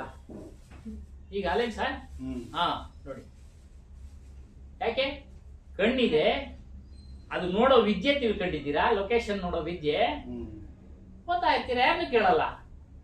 ಮೊದಲು ನಾವು ಕೇಳ್ತಾ ಇದ್ವಿ, ವಿದ್ಯೆ ಇದ್ರೂ ಸಹ ಓದ್ಕೊಳ್ತಾ ಇದ್ವಿ, ಇದೆಲ್ಲಿ ಬರುತ್ತಪ್ಪ ಅಂತ ಇನ್ನೊಬ್ರನ್ನ ಕೇಳ್ತಾ ಇದ್ವಿ. ಈ ಲೊಕೇಶನ್ಗಳೆಲ್ಲ ಬರದೇ ಇರೋ ಸಮಯದಲ್ಲಿ ಅಲ್ವಾ ಅಣ್ಣ? ಅಲ್ವಾ? ಅವಾಗ ಹೇಳಿದ್ರೆ ಗೊತ್ತಾಗೋದು, ಹೋಗಪ್ಪ ಎಡಗಡೆ ಹೋಗು, ಬಲ್ಗಡೆ ಹೋಗು, ಎಡಗಡೆ ಹೋಗು, ಬಲ್ಗಡೆ ಹೋಗು, ಹೋಗ್ತಾ ಇತ್ತು. ಕಣ್ಣು ಬಾಯಿ ಕುರುಡ ಅಂತ.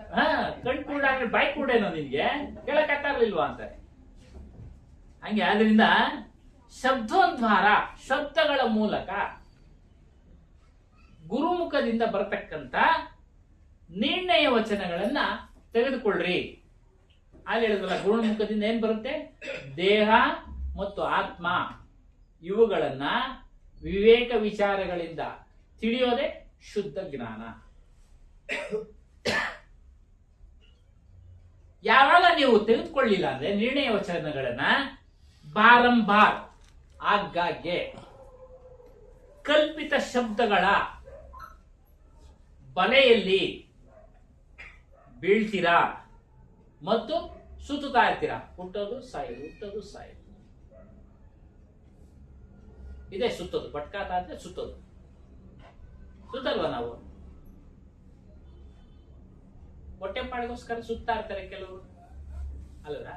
ಈ ದೇಶದಿಂದ ಆ ದೇಶಕ್ಕೆ, ಆ ದೇಶದಿಂದ ಈ ದೇಶಕ್ಕೆ, ಈ ಊರಿಂದ ಆ ಊರಿಗೆ. ಸಾಫ್ಟ್ವೇರ್ಗಳು ಎಷ್ಟೊಂದು ಕಂಪ್ನಿಗಳು ಬದಲಾಯಿಸ್ತಾರೆ. ಸುಮ್ಮನೆ ಸಂಬಳ ಸಾಲದು ಅಂತ ಇನ್ನೊಂದು ಇನ್ನೊಂದು ಇನ್ನೊಂದು. ಅದೇ ರೀತಿ ಶಾಂತಿಗೋಸ್ಕರ ನಾವು ಸುತ್ತಾನೇ ಇರ್ತೀವಿ. ಶಾಂತಿ ನಮಗೆ ಸಿಗ್ಲಿಲ್ಲ, ಸಿಕ್ಕಿದ್ರೆ ನಾವು ಹುಟ್ಟಾ ಇರ್ಲಿಲ್ಲ.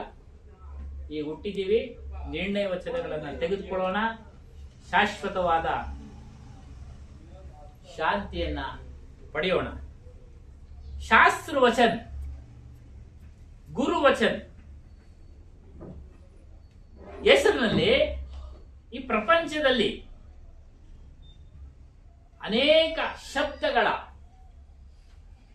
ಬಲೆ ಇದೆ. ದೊಡ್ಡ ಕಾಡಿನಂತೆ ಇದೆ. ಕಾಡಿನಲ್ಲಿ ಇಷ್ಟು ಮರ ಅಂತ ಲೆಕ್ಕ ಹಾಕಕ್ಕಾಗತ್ತಾ? ಗಿಡಗಳನ್ನ ಲೆಕ್ಕ ಹಾಕಕ್ಕಾಗತ್ತಾ? ನೋಡಿ, ಹಾಗೆ ಶಬ್ದಗಳ ಬಲೆ ಇದೆ. ಇದರಲ್ಲಿ ನಾವು ಸಾರ ಶಬ್ದಗಳನ್ನು ಹುಡುಕ್ಬೇಕಾದ್ರೆ ಸಾಹಸನೆ ಮಾಡಬೇಕು. ನಮ್ಮ ಮನಸ್ಸಿನಲ್ಲಿ ಅಷ್ಟೊಂದು ಶಬ್ದಗಳು ತುಂಬಿಕೊಂಡಿದೆ. ಅದನ್ನೆಲ್ಲ ತೆಗೆದಾಕಕ್ಕೆ ಕಲ್ಪನೆ ಶಬ್ದಗಳು, ಭ್ರಮೆ ಶಬ್ದಗಳು, ಸಾಹಸ ಮಾಡಬೇಕು. ಮತ್ತು ಶಬ್ದಗಳನ್ನ ಈ ಸಾಣೆ ಹಿಡಿತೀವಲ್ಲ, ಚೂರಿ ಚಾಕು ಎಲ್ಲ, ಆ ರೀತಿ ಬುದ್ಧಿಯ ಮೂಲಕ ಸಾಣೆ ಹಿಡಿಬೇಕು. ಬುದ್ಧಿ ಮೂಲಕ ಸಾಣೆ ಹಿಡಿಬೇಕು. ಇವರು ಹೇಳೋ ಶಬ್ದಗಳಲ್ಲಿ ಸತ್ಯ ಇದೆಯಾ, ಅಸತ್ಯ ಇದೆ, ಮೂಢನಂಬಿಕೆಯಿಂದ ನಂಬಬಾರದು. ಶಬ್ದಗಳನ್ನು ನಂಬಬಾರದು. ಈ ರೀತಿ ನೀವು ಮಾಡಿದಾಗ ನಿಮ್ಮ ಕುರುಡುತನ ಹೋಗುತ್ತೆ. ಅಂದ್ರೆ ಮೂಢನಂಬಿಕೆಗಳನ್ನು ನಂಬತಕ್ಕಂತ ಕುರುಡುತನ ಹೋಗುತ್ತೆ. ಕುರುಡುತನ ಹೋಗುತ್ತೆ. ಅದರಿಂದ ಹೇಳ್ತಾರೆ, ಸಾರ ಶಬ್ದಗಳ ನಿರ್ಣಯ ವಚನಗಳನ್ನ ತೆಗೆದುಕೊಂಡಾಗ ಬೇರೆ ವಾಣಿ, ಬೇರೆ ಶಬ್ದಗಳನ್ನ ಪರೀಕ್ಷೆ ಮಾಡೋದಕ್ಕೆ ಸಹಾಯ ಆಗುತ್ತೆ, ಮಾಡಬಹುದು. ಈ ಜ್ಞಾನ ತಿಳಿದ ಮೇಲೆ ಎಲ್ಲಾ ಶಬ್ದಗಳ ವಿಚಾರಗಳು ಗೊತ್ತಾಗ್ತಾ ಇರ್ತವೆ. ಮನನ ಮಾಡ್ತಾ ಇದ್ರೆ ಎಲ್ಲ ಅರಿವು ಆಗ್ತಾ ಇರುತ್ತೆ, ಎಲ್ಲ ಅರಿವು ಹೋಗ್ತಾ ಇರುತ್ತೆ. ಆಗ್ಲೇ ಹೇಳ್ದಂಗೆ ಸ್ವಾಧ್ಯಾಯ ನೋಡ್ಬೇಕು. ಎಲ್ಲ ಗ್ರಂಥಗಳನ್ನ ಪರಿಶೀಲನೆ ಮಾಡ್ತಾ ಇದ್ರೆ ಯಾವುದು ಸುಳ್ಳು, ಯಾವುದು ನಿಜ, ಇವೆಲ್ಲವೂ ಅರಿವಾಗ್ತಾ ಇರುತ್ತೆ. ಹಾಗಾಗಿ ಮುಂದಿನ ಒಂದು ವಾರದಲ್ಲಿ ಇನ್ನೊಂದು ವಿಚಾರ ಹೇಳೋಣ. ಇಲ್ಲಿಗೆ ಇನ್ನು ಯಾರನ್ನ ಮಾತಾಡೋರಿದ್ರೆ ಮಾತಾಡ್ಬೋದು. ರಾಮಸಮಣ ಒಂದು 10 ನಿಮಿಷ ಅದೇನಾದ್ರು ಹೇಳದಿದ್ರೆ ಹೇಳ್ಬೋದು. ಸಮಯ ಬೋಲಿಯೇ ಸತ್ನಾಮಾದಿ ಕವಿ ಸಾಹೇಬ್ ಕಿ ಜೈ. ಮುಂದಿನ ವಾರ 28ನೇ ತಾರೀಕು ಡಬಲ್ ರೋಡ್ ಶ್ರೀ ಸತ್ನಾಮಾದಿ ಕಬೀರ್ ಆಶ್ರಮ ಸತ್ಸಂಗ ಆಶ್ರಮ ಇಲ್ಲಿ ಕಬೀರ್ ಸಾಗರ ಒಂದು ಪ್ರಕಟ ಮಹೋತ್ಸವ ಅಂದ್ರೆ ಜಯಂತಿ ಕಾರ್ಯಕ್ರಮ ಹಮ್ಮಿಕೊಂಡಿದ್ದೀವಿ. ಟ್ರಸ್ಟಿಗಳು, ಭಕ್ತಾದಿಗಳೆಲ್ಲ ಹಮ್ಮಿಕೊಂಡವ್ರೆ. ಎಲ್ಲರೂ ಬರಬೇಕು ಅಂತ ಹೇಳಿ ಈ ಸಮಯದಲ್ಲಿ ಪ್ರಾರ್ಥನೆ ಮಾಡ್ತೀನಿ. ಯಾರು ಮಿಸ್ ಮಾಡಬೇಡಿ, ದಯಮಾಡಿ ಬನ್ನಿ ಸರ್. ಉಮೇಶ್ ಸರ್ ಕುಡಿಯಮ್ಮ ಅವ್ರಿಗೆ, ಸದಾಶಿವ ಸರ್ ಒಂದು ಕೊಡಿ. ರಾಮಸಾಮಣ್ಣ ಅವ್ರಿಗೊಂದು ಕೊಡಿ, ಕುಟುಂಬಕ್ಕೊಂದು ಕೊಟ್ಬಿಟ್ಟಿರ್ತೀನಿ. ತಗೊಳ್ಳಿಮ್ಮ. ರಾಮಸಾಮಣ್ಣ ಅವ್ರು ಕೊಡಿ. ಮನು ಪಾಪ ಎಲ್ಲಾರು ಬಂದ್ರಮ್ಮ. ಸೋಮವಾರ ಇಲ್ಲಿ ಅದೇ ಕಬೀರ್ ಜಯಂತಿ. ಇಲ್ಲೂ ಮಾಡ್ತಾ ಇದ್ದಾರೆ. ಕಬೀರ್ ಒಂದು ಜೀವನ ಚರಿತ್ರೆ ಒಂದು ಸ್ವಲ್ಪ ಕಾಲ ಓದೋಣ ಮುಂದಿನ ವಾರ. ಏನ್ ಸಮಯ?